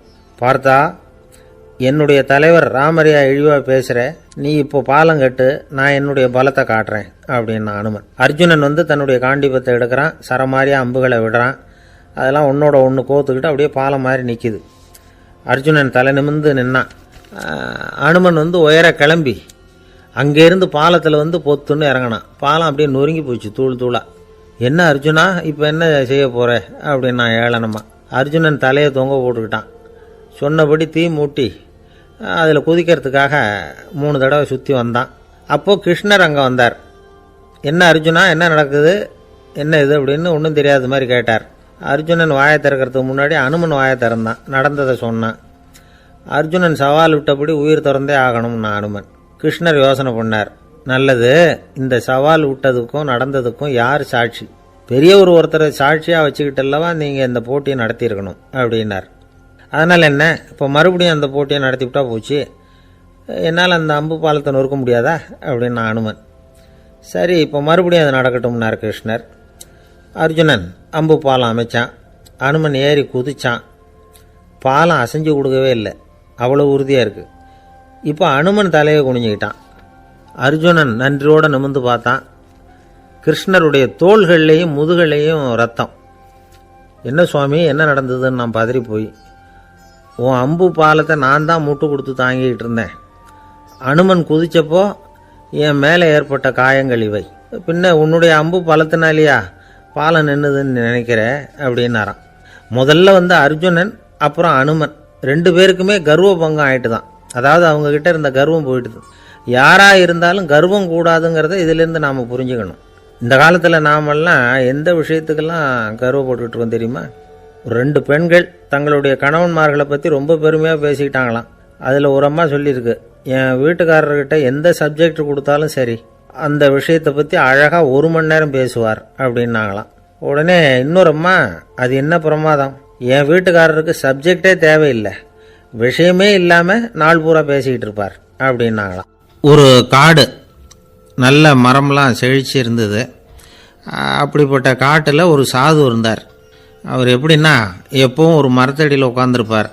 ஏன்னா அவருடைய இருப்பிடமே அதுதான். அவர் என்ன பண்ணுவார், 3 கல் வச்சுருந்தார். செங்கல் மாதிரி இருக்கும், ஆனால் அதை விட கொஞ்சம் பெருசாக இருக்கும். எதுக்கு அந்த 3 கல்லுன்னா அதுதான் அவருடைய படுக்கை. அதாவது தூங்குறப்ப ஒரு கல்லை தலைக்கு கீழே வச்சுக்குவார், இன்னொரு கல்லை இடுப்புக்கு கீழே வச்சுக்குவார், இன்னொரு கல்லை காலுக்கு கீழே வச்சுக்குவார். உடம்பை வந்து அப்படியே ஒரு தகட்டால் மூடிக்குவார், அப்படியே தூங்கி போடுவார். மழை பெய்யுதுன்னு வச்சுங்க, அவர் உடம்பு வந்து 3 கல் மேலே இருக்குதா, அதனால் தண்ணி வந்து அடியில் ஓடி போடும், உடம்பு நனையாது.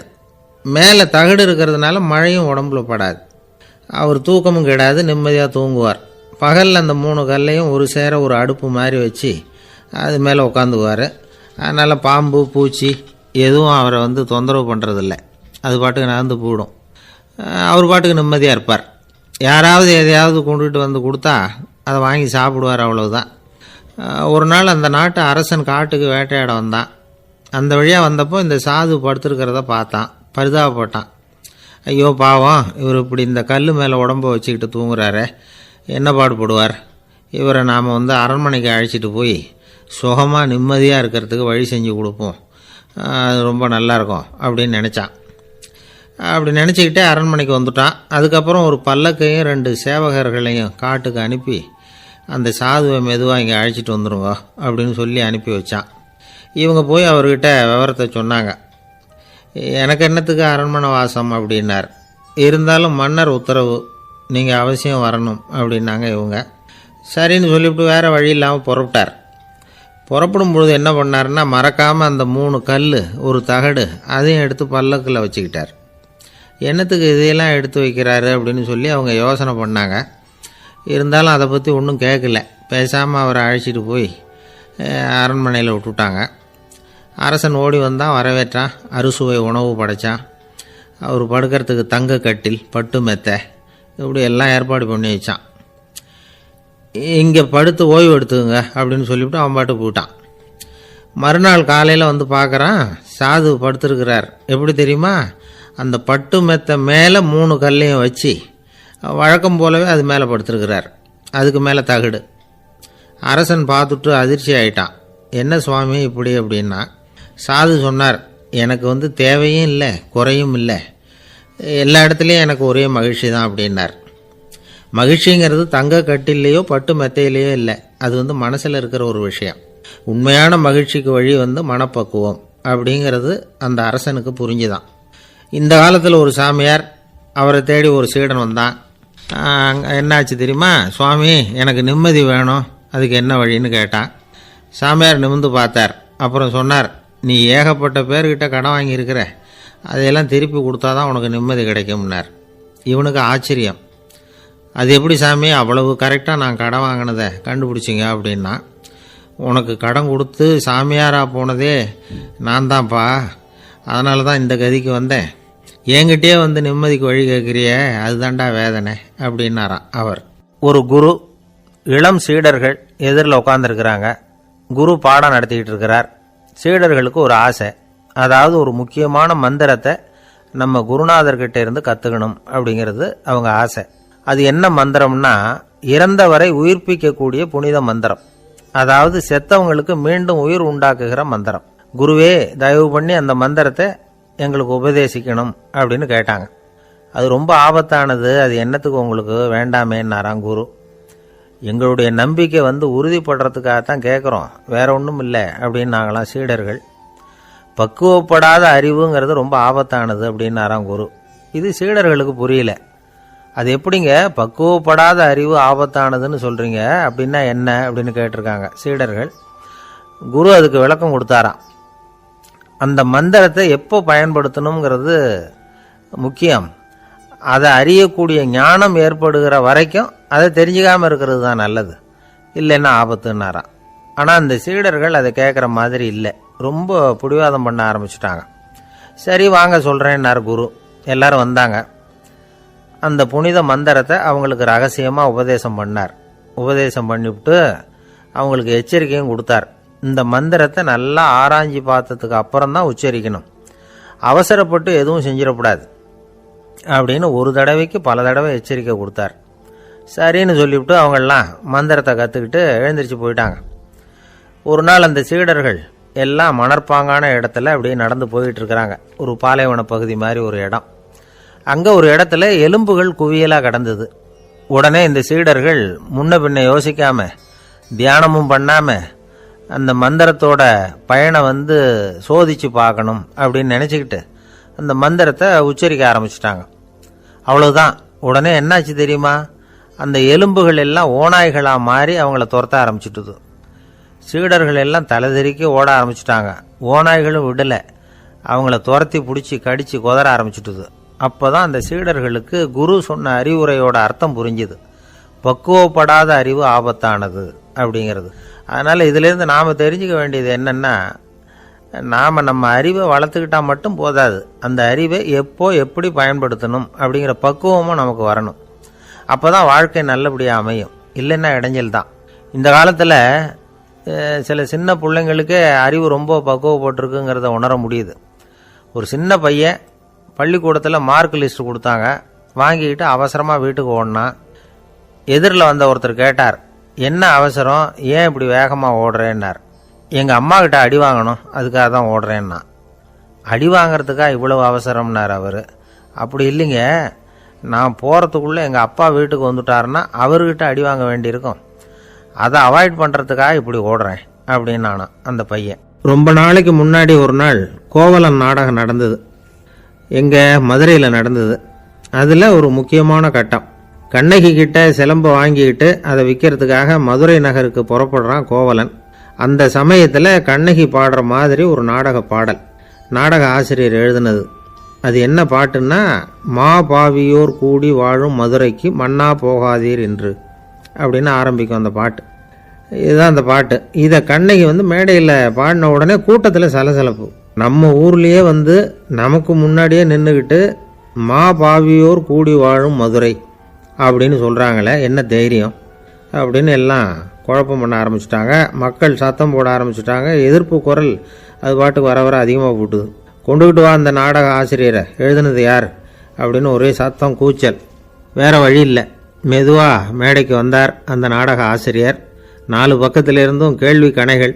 மக்களை பார்த்து கொஞ்சம் அமைதியாக இருங்கோ அப்படின்னு சொல்லிவிட்டு தன்னுடைய விளக்கத்தை சொல்ல ஆரம்பித்தார் அந்த நாடக ஆசிரியர்.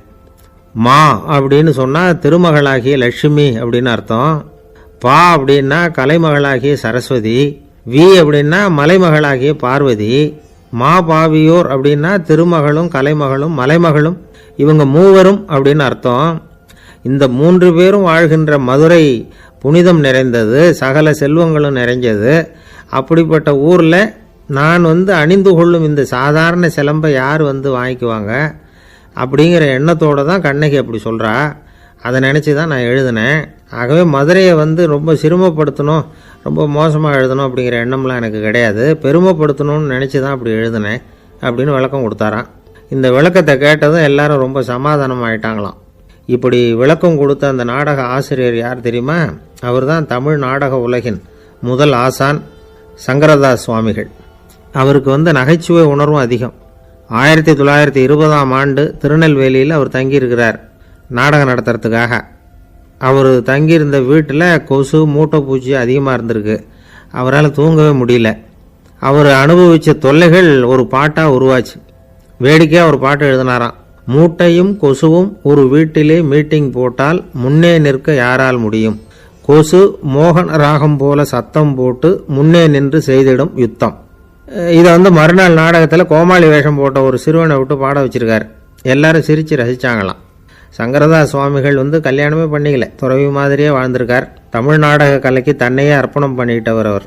1922 நவம்பர் மாதத்தில் ஒரு நாள் புதுச்சேரியில் அவர் வாழ்க்கை முடிஞ்சுது. அப்போ அவருக்கு வயசு 55. சங்கரதாஸ் சுவாமிகள் நாடக ஆசிரியர் மட்டும் இல்லை, மேடை நாடக இயக்குனர், தயாரிப்பாளர், அவரே ஒரு சிறந்த நடிகர். ஒரு தடவை சாவித்திரி நாடகத்தில் இவர் யமதர்மனா வேஷம் போட்டு நடிச்சிருக்கிறார்.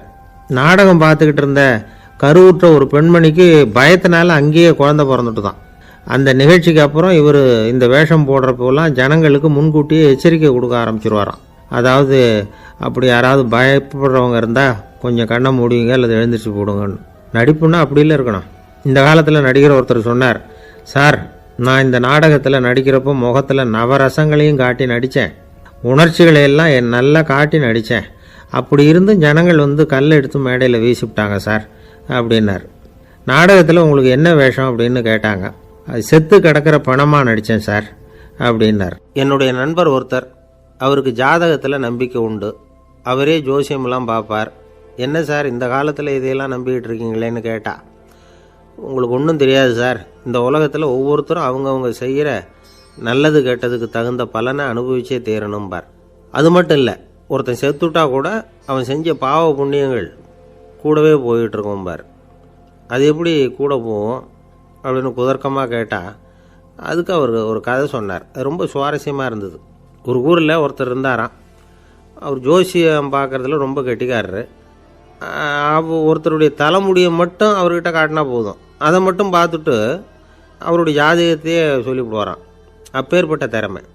அந்த ஆள் ஒரு சமயம் கன்னியாகுமரி கடற்கரைக்கு போயிருந்திருக்கிறார். அங்கே கரை ஓரமாக ஒரு மண்டை ஓடு கிடந்திருக்கு. அதை எடுத்து பார்த்துருக்கிறார். அந்த மண்டை ஓட்டை வச்சுக்கிட்டே அதோட ஜாதகத்தை அலசியிருக்கிறார். இந்த மண்டை ஓட்டுக்கு உரிய ஆசாமி வாழ்க்கையில் ரொம்ப கஷ்டப்பட்டுருக்கிறான், நிறைய கஷ்டத்தை அனுபவிச்சிருக்கிறான், அது தாங்க முடியாமல் தான் கடலில் விழுந்து தற்கொலை பண்ணிகிட்டு இருக்கான் அப்படிங்கிறத அவர் கணிச்சுட்டார். இருந்தாலும் இந்த மண்டை ஓடு இன்னமும் அனுபவிக்க வேண்டியது பாக்கி இருக்குது அப்படிங்கிறதையும் அவர் உணர்றார். அது சரி, ஒருத்தன் வந்து உயிரோடு இருக்கிற வரைக்கும் தானே நல்லது கெட்டதை அனுபவிக்க முடியும். செத்ததுக்கு அப்புறமும் பாக்கி இருக்குன்னா அதை எப்படி அனுபவிக்கிறது? இந்த மண்டை ஓட்டுக்கு இன்னும் கொஞ்சம் பாக்கி இருக்குது அப்படிங்கிறது அவருக்கு புரிஞ்சதே தவிர அதோட அர்த்தம் என்னங்கிறது அவருக்கு சரியாக விளங்கலை. சரி, இதை இன்னும் கொஞ்சம் விவரமாக ஆராய்ச்சி பண்ணி பார்ப்போம் அப்படின்னு நினச்சிக்கிட்டு அதை தன்னுடைய வீட்டுக்கு எடுத்துகிட்டு போயிட்டார். அந்த மண்டை ஓட்டை ஒரு பொட்டியில் வச்சு பூட்டினார். தன்னுடைய தனி அறையில் அதை பத்திரமா வச்சுக்கிட்டார். தினமும் ராத்திரி ஆனதும் தன்னுடைய மனைவியை பார்த்து, நீ போய் பூஜை அறையில் தனியாக படுத்துக்கோ அப்படின்னு சொல்லிவிட்டு, இவர் தினம் ராத்திரி 12 மணிக்கு பொட்டியை திறந்து அதை பார்ப்பார். மண்டை ஓடு அப்படியே இருந்ததே தவிர இன்னும் கொஞ்சம் பாக்கி இருக்குங்கிறதுக்கு அர்த்தம் அவருக்கு விளங்கலை. அந்த மண்டை ஓட்டுக்கு இன்னும் என்ன பாக்கி இருக்க போகுது? இப்படியே ஒரு 10 நாள் போச்சு. அந்த வீட்டம்மாவுக்கு சந்தேகம் வந்துட்டுது. நம்ம வீட்டுக்காரர் நம்மளை தனியாக ஏன் தூங்க சொல்கிறார் அப்படிங்கிற சந்தேகம். உடனே பக்கத்து வீட்டு அம்மா கிட்ட விஷயத்தை சொல்லியிருக்கிறாங்க. அந்த அம்மா உடனே, நீ கவலைப்படாத, நான் கண்டுபிடிச்சி சொல்கிறேன்னு சொல்லிவிட்டாங்களாம். அன்றைக்கி ராத்திரியே ஜன்னல் வழியாக எட்டி பார்த்துருக்குறாங்க. இந்த ஆள் மண்டை ஓட்டை கையில் வச்சுக்கிட்டு அதை திருப்பி திருப்பி அப்படியும் அப்படியும் பார்த்துக்கிட்டு இருந்தது தெரிஞ்சுட்டுது. மறுநாள் காலையில் அவரோட மனைவியை பார்த்தாங்க. ஏம்மா, உன் வீட்டுக்காரருக்கு நீ முதல் மனைவியா 2வது மனைவியா அப்படின்னு கேட்டாங்க. எனக்கு தெரிஞ்ச வரைக்கும் நான் ஒருத்தி தான் அவருடைய மனைவின்னாங்க. அப்படி இல்லை, நீ அவருக்கு 2வது மனைவி. முதல் மனைவியின் மண்டை ஓடு தான் அவர் கையில் இருக்குப்போ, அதை தான் அவர் தினமும் ராத்திரியில் எடுத்து பார்த்துக்கிட்டு இருக்கிறாரு அப்படின்னு விட்டாங்க அந்த அடுத்த வீட்டம்மா. அப்படியா விஷயம்னு சொல்லிவிட்டு கணவன் வீட்டில் இல்லாத நேரமாக பார்த்து அந்த மண்டை ஓட்டை எடுத்து கொண்டாந்து ஒரு உரலில் போட்டு உலக்கையால் குத்தி நொறுக்க ஆரம்பிச்சுட்டுது அந்த அம்மா. வெளியே போயிருந்த அந்த ஆள் அப்போ தான் உள்ளே நுழைஞ்சார். மண்டை ஓடு உலக்கைக்கிட்ட குத்து வாங்கிட்டு இருக்கு. அது அனுபவிக்க வேண்டியது இன்னும் கொஞ்சம் பாக்கி இருக்குது அப்படிங்கிறதுக்கான அர்த்தம் எனக்கு இப்போ தான் புரிஞ்சுதுன்னாராம் அவர். இந்த கதையிலேருந்து நாம் இன்னொரு நீதியையும் புரிஞ்சுக்கணும். அதாவது நம்ம வீட்டை பற்றி நமக்கு தெரியாததெல்லாம் அடுத்த வீட்டுக்காரங்களுக்கு நல்லா தெரியும். ஒருத்தர் ரொம்ப கவலையோடு உட்காந்துருந்தார். எதை பற்றி சார் கவலைப்படுறீங்கன்னு கேட்டோம். எதிர்காலத்தை பற்றி கவலைப்படுறேன்னார். ஏன்னு கேட்டோம். என்ன பண்ணுறதுன்னே தெரியல சார், எதிர்காலம் ஒரே இருட்டாக இருக்குது, பாதையே புரியலன்னார். இன்றைக்கி நம்ம இளைஞர்கள் பல பேருக்கு எதிர்காலம் இருட்டாக தான் தெரியுது. அவங்கெல்லாம் இந்த கதையை கொஞ்சம் கேட்கணும். ஒரு மலை அடிவாரத்தில் ஒரு சின்ன கிராமம். அந்த மலை ரொம்ப உயரமானது. அடர்த்தியாக செடி கொடிகள் மரங்கள் அதில் மண்டி கிடக்குது. பகல் வேளையில் இருட்டாக தான் இருக்கும், அவ்வளோ அடர்த்தி. அந்த மலை உச்சியில் ஒரு கோவில். நாள் ராத்திரியே புறப்பட்டாதான் காலையில் அந்த கோவிலுக்கு போய் சேர முடியும். கிராமத்து இளைஞன் ஒருத்தன் அந்த மலை உச்சிக்கு போக வேண்டியிருந்தது. கையில் ஒரு விளக்கை எடுத்துக்கிட்டு நாள் ராத்திரியே புறப்பட்டான். புறப்பட்டு போனவன் கிராமத்து எல்லையிலேயே நின்றுட்டான். ஏன் தெரியுமா? அவன் கையில் இருந்த விளக்கோட வெளிச்சம் 10 அடி தூரத்துக்கு தான் தெரியுது. அது வரைக்கும் தான் பாதை தெளிவாக இருக்குது. அதுக்கு அப்பாலெல்லாம் ஒரே இருட்டாக இருக்குது, பாதை புரியல. இவன் யோசனை பண்ணி பார்த்தான். மனசுக்குள்ள ஒரு சந்தேகம். 10 அடி தூரம் தானே வெளிச்சம் தெரியுது அப்படின்னா நாம் 10 அடி தூரம் தானே போக முடியும். அதுக்கும் அந்தாண்ட ஒரே இருட்டாக இருக்குதே, அதில் எப்படி நாம் நடந்து போகிறது? நாம் ரொம்ப தூரம் நடந்து போய் ஆகணுமே. அப்படிப்பட்ட நினப்பெல்லாம் அவனுக்கு வந்துட்டுது. இதுதான் அவன் மனசில் ஏற்பட்ட தயக்கம். இப்படி யோசிச்சுக்கிட்டே அந்த இளம் ஆசாமி புறப்பட்ட இடத்துலயே நின்றுக்கிட்டு இருக்கிறான். அந்த சமயத்தில் ஒரு வயசான பெரியவர் அந்த பக்கமாக வந்தார். அவர் கையில் இதை விட சின்னதாக ஒரு விளக்கு வச்சுருந்தார். அது எப்படின்னா அது ஒரு 5 அடி தூரத்துக்கு தான் வெளிச்சம் காட்டுது. அவ்வளவு சின்ன விளக்கு. அவரும் மலை உச்சிக்கு போகிறதுக்காக தான் வந்துக்கிட்டு இருக்கிறார். அவரை பார்த்து இவன் கேட்டான், என்ன பெரியவரே, இவ்வளவு சின்ன விளக்கை வச்சுக்கிட்டு அவ்வளவு தூரத்துக்கு எப்படி மலையேற போகிறீங்க அப்படின்னு கேட்டான். நீ ஏன் இப்படி தயங்கிட்டே நிற்கிறேன்னு கேட்டார் பெரியவர். என்கிட்ட இருக்கிற விளக்கு 10 அடி தூரத்துக்கு தான் பாதையை காட்டுதுன்னா. இப்போ பெரியவர் சொன்னார், தம்பி, உன் கையில் இருக்கிற விளக்கு கொடுக்குற வெளிச்சத்தை வச்சு நீ முதல்ல 10 அடி தூரம் முன்னாடி போ. 10வது அடியில் போய் நின்றுக்கிட்டு பாரு. மறுபடியும் ஒரு 10 அடி தூரத்துக்கு பாதை தெரியும். இப்படி உன் கையில் இருக்கிற விளக்கு தொடர்ந்து வெளிச்சம் காட்டிக்கிட்டே இருக்கும். நீ முன்னேற முன்னேற அந்த வெளிச்சமும் முன்னேறும். அதனால் எத்தனை கிலோமீட்டர் தூரம் வேணும்னாலும் நீ இந்த 10 அடி தூரம் வெளிச்சத்தை வச்சுக்கிட்டே நீ போயிடலாம், புறப்படு அப்படின்னார். இப்போ தான் அந்த பெரியவர் சொன்னது இளைஞனுக்கு பளிச்சுன்னு புரிஞ்சுதான். உடனே உற்சாகமாக புறப்பட்டான், உச்சிக்கு போய் சேர்ந்தான். இந்த கதையிலேருந்து நாம் புரிஞ்சிக்க வேண்டியது என்ன தெரியுமா? நீண்ட கால திட்டம் ஒன்று போடும் பொழுது நமக்கு முன்னாடி இருக்கிறத மறந்துட்டு மனசை போட்டு குழப்பிக்க கூடாது. உங்கள் கையில் என்ன இருக்கோ அதுலேயே உங்கள் எதிர்காலம் மறைஞ்சிருக்குது. கண் முன்னாடி தெரியறத வச்சு ஆரம்பிங்க, போக போக வழி தானாக புலப்படும் அப்படிங்கிறார் ஒரு பெரியவர். பெரிய பயணங்களையெல்லாம் இப்படி தான் நடத்த வேண்டியிருக்கும். ஒவ்வொரு அடியாக எடுத்து வச்சா ஓடி போய் சேர்ந்து விடலாம். மலைச்சி போய் நின்றுட்டா நின்றுக்கிட்டே இருக்க வேண்டியது தான். நம்ம ஆள்லாம் ரொம்ப மோசமான இருக்கிறாங்க. ஒருத்தன் அப்படி தான் நீண்ட தூர பிரயாணம் ஒன்று புறப்பட்டான். ரயில் போய்கிட்டே இருந்தது. கொஞ்சம் தூரம் போச்சு, பாதி வழியில் கையில் வச்சுருந்த டிக்கெட்டை காற்றுல விட்டுட்டான். ஐயோ, என் டிக்கெட்டு போயிட்டுதே அப்படின்னு கத்த ஆரம்பிச்சுட்டான். பக்கத்தில் இருந்த பெரியவர் அவனை பார்த்து பரிதாபப்பட்டு, கவலைப்படாத தம்பி, போனால் போகுது, வேறு டிக்கெட் வாங்கிக்கலாம் அப்படின்னு ஆறுதல் சொன்னார். அதுக்கு அவன் சொல்கிறான், சார், நான் அதுக்காக அழலை, அந்த டிக்கெட்டு கிடைச்சா தானே நான் எந்த ஊருக்கு போகணுங்கிறது எனக்கு தெரியும் அப்படிங்கிறான். ஒரு ஊரில் ஒரு ஆள் இருந்தான். அவனுக்கு ஒரே ஒரு மகள். அவளை நல்ல இடத்துல கட்டி கொடுக்கணும்னு ஆசைப்பட்டான். அதுக்காக மாப்பிள்ளை தேடிட்டு இருந்தான். அவன் கொஞ்சம் வசதியான ஆள். அதனால் நிறைய பேர் வந்தாங்க. இருந்தாலும் ஒரு நல்ல குணமுள்ள மாப்பிள்ளையாக இருக்கணும் அவன் எதிர்பார்த்தான். அப்படி இருக்கணும்னு தொடர்ந்து முயற்சி பண்ணான். கடைசியாக ஒரு 3 பேர் கிடைச்சாங்க. அந்த 3 பேரில் யாரை தேர்ந்தெடுக்கிறது, இதுதான் அவனுக்கு வந்த குழப்பம். இந்த நிலைமையில் ஒரு பெரியவரை தேடி போனான். அவர்கிட்ட தன்னுடைய பிரச்சனையை சொன்னான். அவர் கொஞ்சம் யோசனை பண்ணார். அதுக்கப்புறம் 3 பேரையும் கூப்பிட்டார். இதை பாருங்கப்பா, உங்கள் 3 பேருக்கும் 3 மாத கால அவகாசம் தர்றேன். நீங்கள் இப்போ போகலாம். 3 மாதம் கழித்து திரும்பி வரலாம். அப்படி வரும்பொழுது இந்த 3 மாத காலத்தில் நீங்கள் செஞ்ச நல்ல காரியம் ஏதாவது ஒன்று சொல்லணும். அதை வச்சு உங்களில் ஒருத்தரை நாங்கள் தேர்ந்தெடுத்துக்கிறோம் அப்படின்னு சொன்னாராம். 3 பேரும் சரின்னு சொல்லிவிட்டு திரும்பி போயிட்டாங்க. 3 மாதம் ஆச்சு. அதுக்கப்புறம் ஒரு நாள் திரும்பி வந்தாங்க. அவர் அவங்கள கூப்பிட்டு உட்கார வச்சார். அப்புறம் கேட்டார், இப்போ சொல்லுங்கள், இந்த 3 மாத காலத்தில் நீங்கள் செஞ்சுருக்கிற ஏதாவது ஒரு நல்ல காரியத்தை சொல்லுங்க அப்படின்னார். முதல்ல ஒருத்தன் எழுந்திரிச்சு நின்னான். ஐயா, எங்கள் அப்பா இறந்த பிறகு அவரோட கணக்கு வழக்குகளை எடுத்து பார்த்துக்கிட்டு இருந்தேன். அவர் ஒரு வியாபாரிகிட்ட 10,000 ரூபா கடன் வாங்கியிருக்கிறதாக எழுதியிருந்தார். அந்த வியாபாரியும் இப்போ உயிரோடு இல்லை. இருந்தாலும் அந்த வியாபாரியோட மகனை தேடி கண்டுபிடிச்சேன். கணக்கு புத்தகத்தை காட்டினேன். எங்கள் அப்பா உங்கள் அப்பா கிட்ட 10,000 ரூபா கடன் வாங்கியிருக்கிறதாக இதை எழுதியிருக்கிறார். அதனால் அதை திருப்பி கொடுக்கறதுக்காக வந்திருக்கிறேன். இந்தாங்க அந்த பணம் அப்படின்னு சொல்லி கொடுத்துட்டு வந்துட்டேன் அப்படின்னு நானும். இதை பெரியவர் கவனமாக கேட்டுக்கிட்டார். அதுக்கப்புறம் 2வது இளைஞன் எழுந்திரிச்சான். ஐயா, நான் போன மாதம் ஒரு நாள் ராத்திரி வேளையில் ஒரு காட்டுப்பாதை வழியாக எங்கள் ஊருக்கு போய்கிட்டு இருந்தேன். அந்த சமயத்தில் அந்த வழியாக வந்துக்கிட்டு இருந்த ஒரு வழிப்போக்கர்கிட்ட 4-5 திருடர்கள் வம்பு வளர்த்து அவர்கிட்ட இருந்த பொருளை எல்லாம் கொள்ளையடிச்சிக்கிட்டு இருந்தாங்க. நான் உடனே ஒரு குச்சியை எடுத்துகிட்டு ஓடினேன். அந்த திருடர்களை அடித்து விரட்டினேன். பொருளை எல்லாம் மீட்டு அந்த வழிப்போக்கர்கிட்ட ஒப்படைச்சேன். அவரை பத்திரமா அழைச்சிட்டு போய் அவர் வீட்டில் விட்டுட்டு வந்தேன் அப்படின்னு நானும். இதையும் பெரியவர் கவனமாக கேட்டுக்கிட்டார். அடுத்தபடியாக 3வது இளைஞன் எழுந்திரிச்சான். ஐயா, போன மாதம் ஒரு நாள் நான் ஒரு மலைப்பாதை வழியாக போய்கிட்டு இருந்தேன். மலைப்பாதை விளிம்பில் ஒரு மதகு கட்டை, அது மேலே ஒரு ஆள் படுத்து தூங்கிட்டு இருந்தான். அந்த பக்கம் தவறி உருண்டு விழுந்திருந்தான்னா அதில் பாதாளம். அது மலையடி வாரத்தில் போய் தான் விழணும். அவ்வளவு பள்ளம். அது தெரியாமல் அவன் பாட்டுக்கு தூங்கிட்டு இருந்தான். நான் உடனே அவன்கிட்ட ஓடி போய் குனிஞ்சு அவன் முகத்தை பார்த்தேன். அப்போ தான் புரிஞ்சுது, அவன் ஏற்கனவே எனக்கு தெரியும், அவனை எனக்கு நிறைய கெடுதல் பண்ணியிருக்கிறான், இடைஞ்சல் கொடுத்தவன். இருந்தாலும் ஐயோ பாவம்னு நினச்சி அவனை எழுப்பி பாதுகாப்பாக வேற ஒரு இடத்துல படுக்க வச்சுட்டு வந்தேன் அப்படின்னு நானா. பெரியவர் இதையும் கேட்டுக்கிட்டார். அதுக்கப்புறம் அவங்க 3 பேரையும் பார்த்து, நீங்கள் போகலாம், நாங்கள் யோசித்து முடிவு பண்ணி உங்களுக்கு சொல்லி அனுப்புகிறோம் அப்படின்னாராம். அந்த இளைஞர்கள் புறப்பட்டு போயிட்டாங்க. அதுக்கப்புறம் அந்த பெண்ணோட அப்பாவை பார்த்து சொன்னார், இந்த 3 பேருமே நல்ல பிள்ளைங்க தான், அதில் ஒன்றும் சந்தேகம் இல்லை. இருந்தாலும் இந்த 3 பேர் செஞ்ச செயல்களையும் ஒப்பிட்டு பார்க்க வேண்டியிருக்கு. முதல் இளைஞன் நேர்மைக்கு எடுத்துக்காட்டாக விளங்குறான். இந்த காலத்தில் இது மாதிரி இளைஞர்களை பார்க்கறது ரொம்ப கஷ்டம்தான்.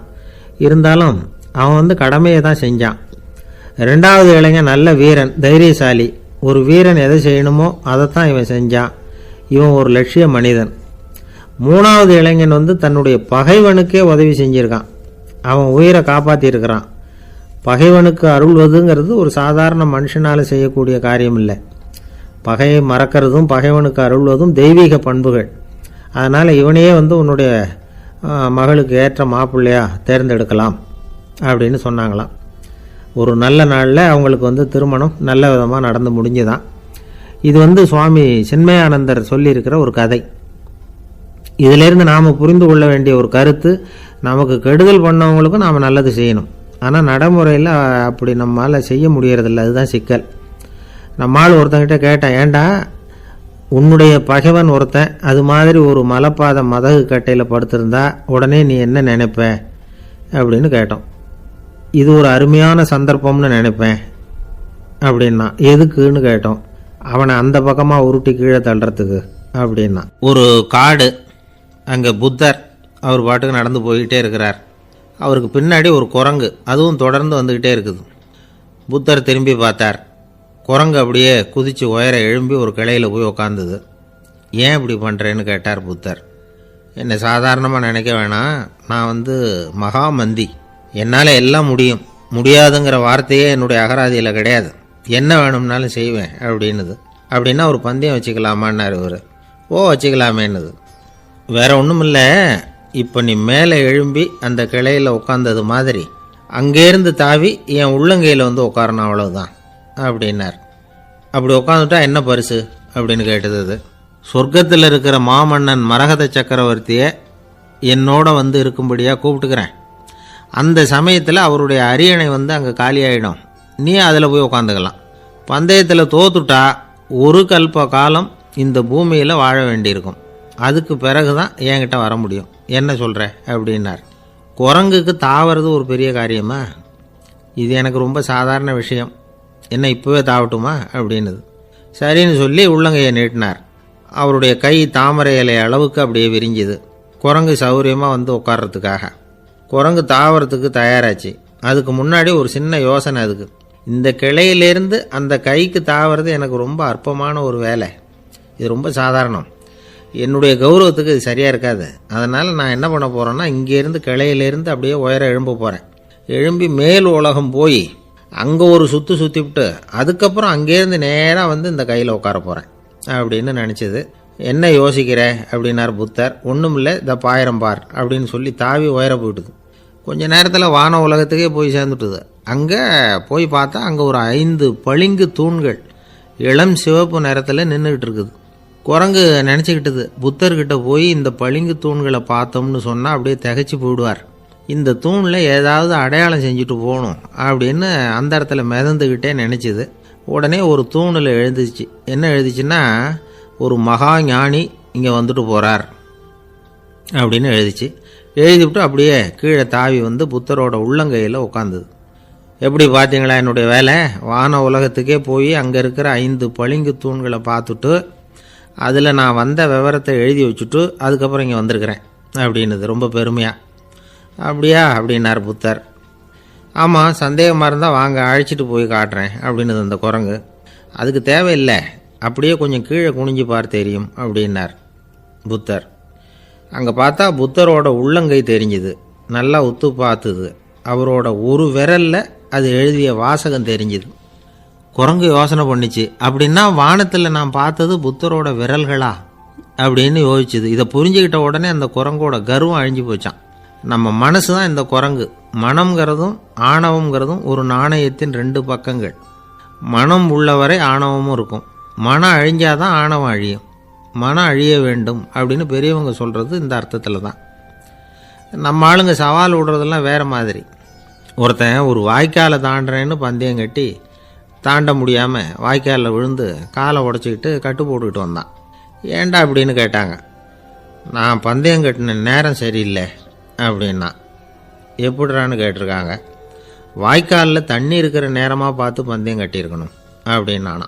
ஒரு அம்மா, அவங்களுக்கு 35 வயசு இருக்கும். குடும்பத்தில் எந்த கஷ்டமும் இல்லை. இருந்தாலும் காரணம் இல்லாமல் பிள்ளைங்க பேரில் கோவப்படுறது, எரிஞ்சு விடுறது அவங்க வழக்கம். பிள்ளைங்க அழும். உடனே அவங்க மனசும் சங்கடப்படும். இன்னொரு அம்மா, நல்ல வேலையில் இருக்கிறவங்க, வாரத்துக்கு ஒரு தடவையாவது தலைவலி வந்துடும். இவங்களுக்கெல்லாம் உடம்புல எந்த கோளாறும் இல்லை, மனசு மட்டும் சரியாக இருக்காது.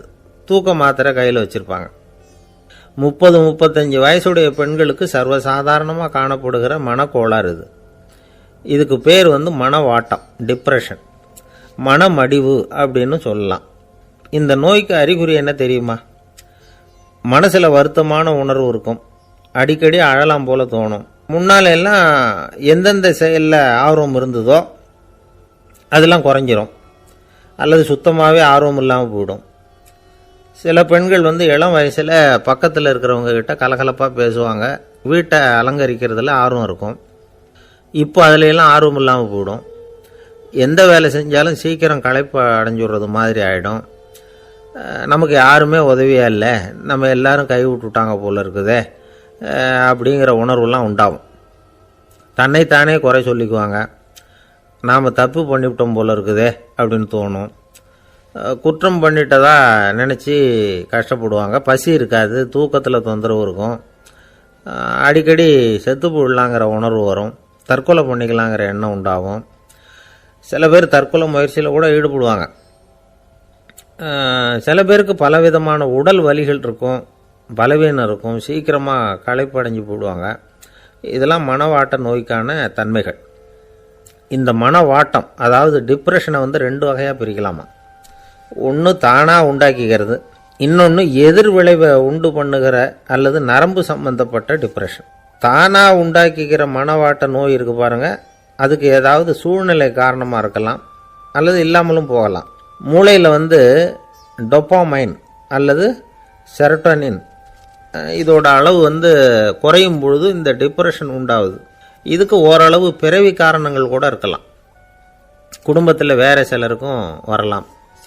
பாதிக்கப்பட்ட பெண்ணை பார்க்குறதுக்கு பலவீனமாக தெரியும். கடுமையான குற்ற உணர்வு இருக்கும்.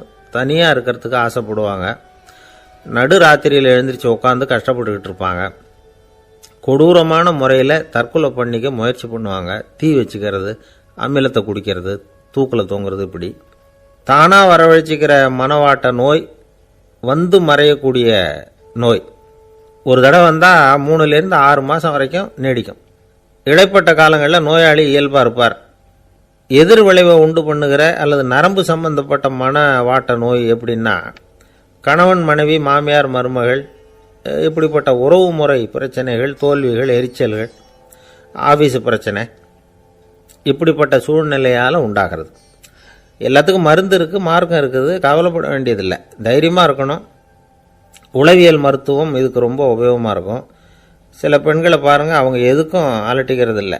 ஒரு அம்மா அப்படி தான் தன்னுடைய கணவனை அழைச்சிக்கிட்டு ஒரு மனநோய் மருத்துவர்கிட்ட வந்தாங்க. டாக்டர், எங்கள் வீட்டுக்காரர் திடீர்னு ஒரு மாதிரி ஆயிட்டார், வித்தியாசமாக நடந்துகிறார். எப்படின்னா, இவர் தன்னையே ஒரு ஒட்டடை பூச்சியாக நினச்சிக்கிட்டு இருக்கிறார். அப்படி நினச்சிக்கிட்டு தன்னுடைய தலையாலேயே வீட்டில் உள்ள ஒட்டடையெல்லாம் தொடச்சிக்கிட்டு இருக்கிறார் அப்படின்னாங்க. எவ்வளவு நாளாக அப்படி இருக்குதுன்னு கேட்டார் டாக்டர். 1 வாரமாக அப்படி இருக்குது அப்படின்னாங்க அந்த அம்மா. அப்படின்னா முன்னாடியே ஏன் அழைச்சிட்டு வரல அப்படின்னு கேட்டார் டாக்டர். வீடு பூரா சுத்தமாகட்டுமேனு பார்த்துக்கிட்டு இருந்தேன் டாக்டர் அப்படின்னாங்களாம் அந்த அம்மா. ஒரே ஒரு ஊரில் ஒரு பாதிரியார் இருந்தார். ரொம்ப நாள் சந்தோஷமாக வாழ்ந்தார். ஒரு நாள் அவர் மடத்து சமையல் அறையில் பாத்திரங்களை கழுவி துலக்கி சுத்தப்படுத்திக்கிட்டு இருந்தார். அந்த சமயத்தில் ஒரு தேவ தூதன் அவர் முன்னாடி நின்னான். இவர் நிமிர்ந்து பார்த்தார். ஆண்டவர் என்னை உங்ககிட்ட அனுப்பியிருக்கிறார், பரலோகத்தில் வாசம் செய்யறதுக்கு உங்களுக்கு நேரம் வந்துட்டுது அப்படின்னு நான் அந்த ஆள். ஆண்டவருக்கு என்னோட ஞாபகம் வந்ததுக்கு நன்றி.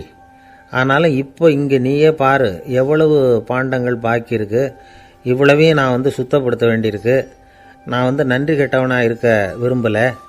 இந்த பணியை முடிக்கிற வரைக்கும் என்னுடைய பரலோக வாழ்வை தள்ளி வைக்க முடியுமா? நீ என்ன நினைக்கிற அப்படின்னு கேட்டார். தேவதூதன் தனக்கே உரிய விவேகத்தோட அன்போட பாதிரியாரை பார்த்தான். சரி, என்ன செய்யலாம்ங்கிறத அப்புறம் சொல்கிறேன் அப்படின்னு சொல்லிவிட்டு புறப்பட்டு போயிட்டான். ஒரு நாள் அந்த பாதிரியார் தோட்டத்தில் உள்ள களைகளை எல்லாம் ஒரு களை கொத்தியால் கொத்தி களை எடுத்துக்கிட்டு இருக்கிறார். அந்த சமயத்தில் இந்த தேவதூதன் மறுபடியும் அவர் முன்னாடி நிற்கிறான். பாதிரியார் பார்த்தார். இதை பாரு, இந்த தோட்டம் பூராவும் எவ்வளவு களை மண்டி கிடக்கு, பரலோகம் கொஞ்ச காலம் எனக்காக பொறுத்திருக்கலாம்னு நீ நினைக்கிறியா அப்படின்னு கேட்டார். தேவதூதன் சிரிச்சுக்கிட்டே மறுபடியும் மறைஞ்சிட்டான். மறுபடியும் அவர் களை எடுக்கிறது, தானிய களஞ்சியத்துக்கு வர்ணம் பூசுறது, இப்படிப்பட்ட வேலைகளில் ஈடுபட்டிருக்கார். இன்னொரு நாள் ஒரு மருத்துவமனையில் நோயாளிகளை கவனிச்சுக்கிட்டு ரொம்ப தீவிரமாக இருக்கிறார் அந்த பாதிரியார். ஒரு நோயாளியோட தாகத்துக்கு தண்ணீர் கொடுத்துட்டு நிமிர்ந்து பார்க்குறப்போ தேவதூதன் மறுபடியும் அவர் முன்னாடி நிற்கிறான். இந்த தடவை பாதிரியார் தன்னலமற்றவராக பேரன்பை காட்டக்கூடிய வகையில் தன்னுடைய 2 கைகளையும் உயர்த்தியபடி தேவதூதனின் கவனத்தை பிணியால் வாடக்கூடிய நோயாளிகளின் பக்கம் திருப்பினாராம். தேவதூதன் ஒன்றும் சொல்லலை, மறைஞ்சிட்டான். அன்னைக்கு சாயந்தரம் பாதிரியார் மடத்தில் உள்ள தன்னுடைய அறைக்கு போய் இளைப்பாறினார். யோசிச்சு பார்த்தார். தேவதூதனையும் தேவதூதனின் விருப்பத்தையும் பல நாள் தள்ளி போட்டு வந்ததையும் அவர் ரொம்ப நினச்சி பார்த்தார். திடீர்னு தான் முதுமை அடைகிறதையும் சோர்வு அடைகிறதையும் உணர்ந்தார். ஆண்டவரை நினைச்சார். ஆண்டவரே, உம்முடைய தூதனை மறுபடியும் என்கிட்ட அனுப்புனா நான் சந்திக்கிறதுக்கு ஆவலாக இருக்கேன் அப்படின்னு சொல்கிறப்பவே தேவதூதன் பக்கத்தில் நின்னான்.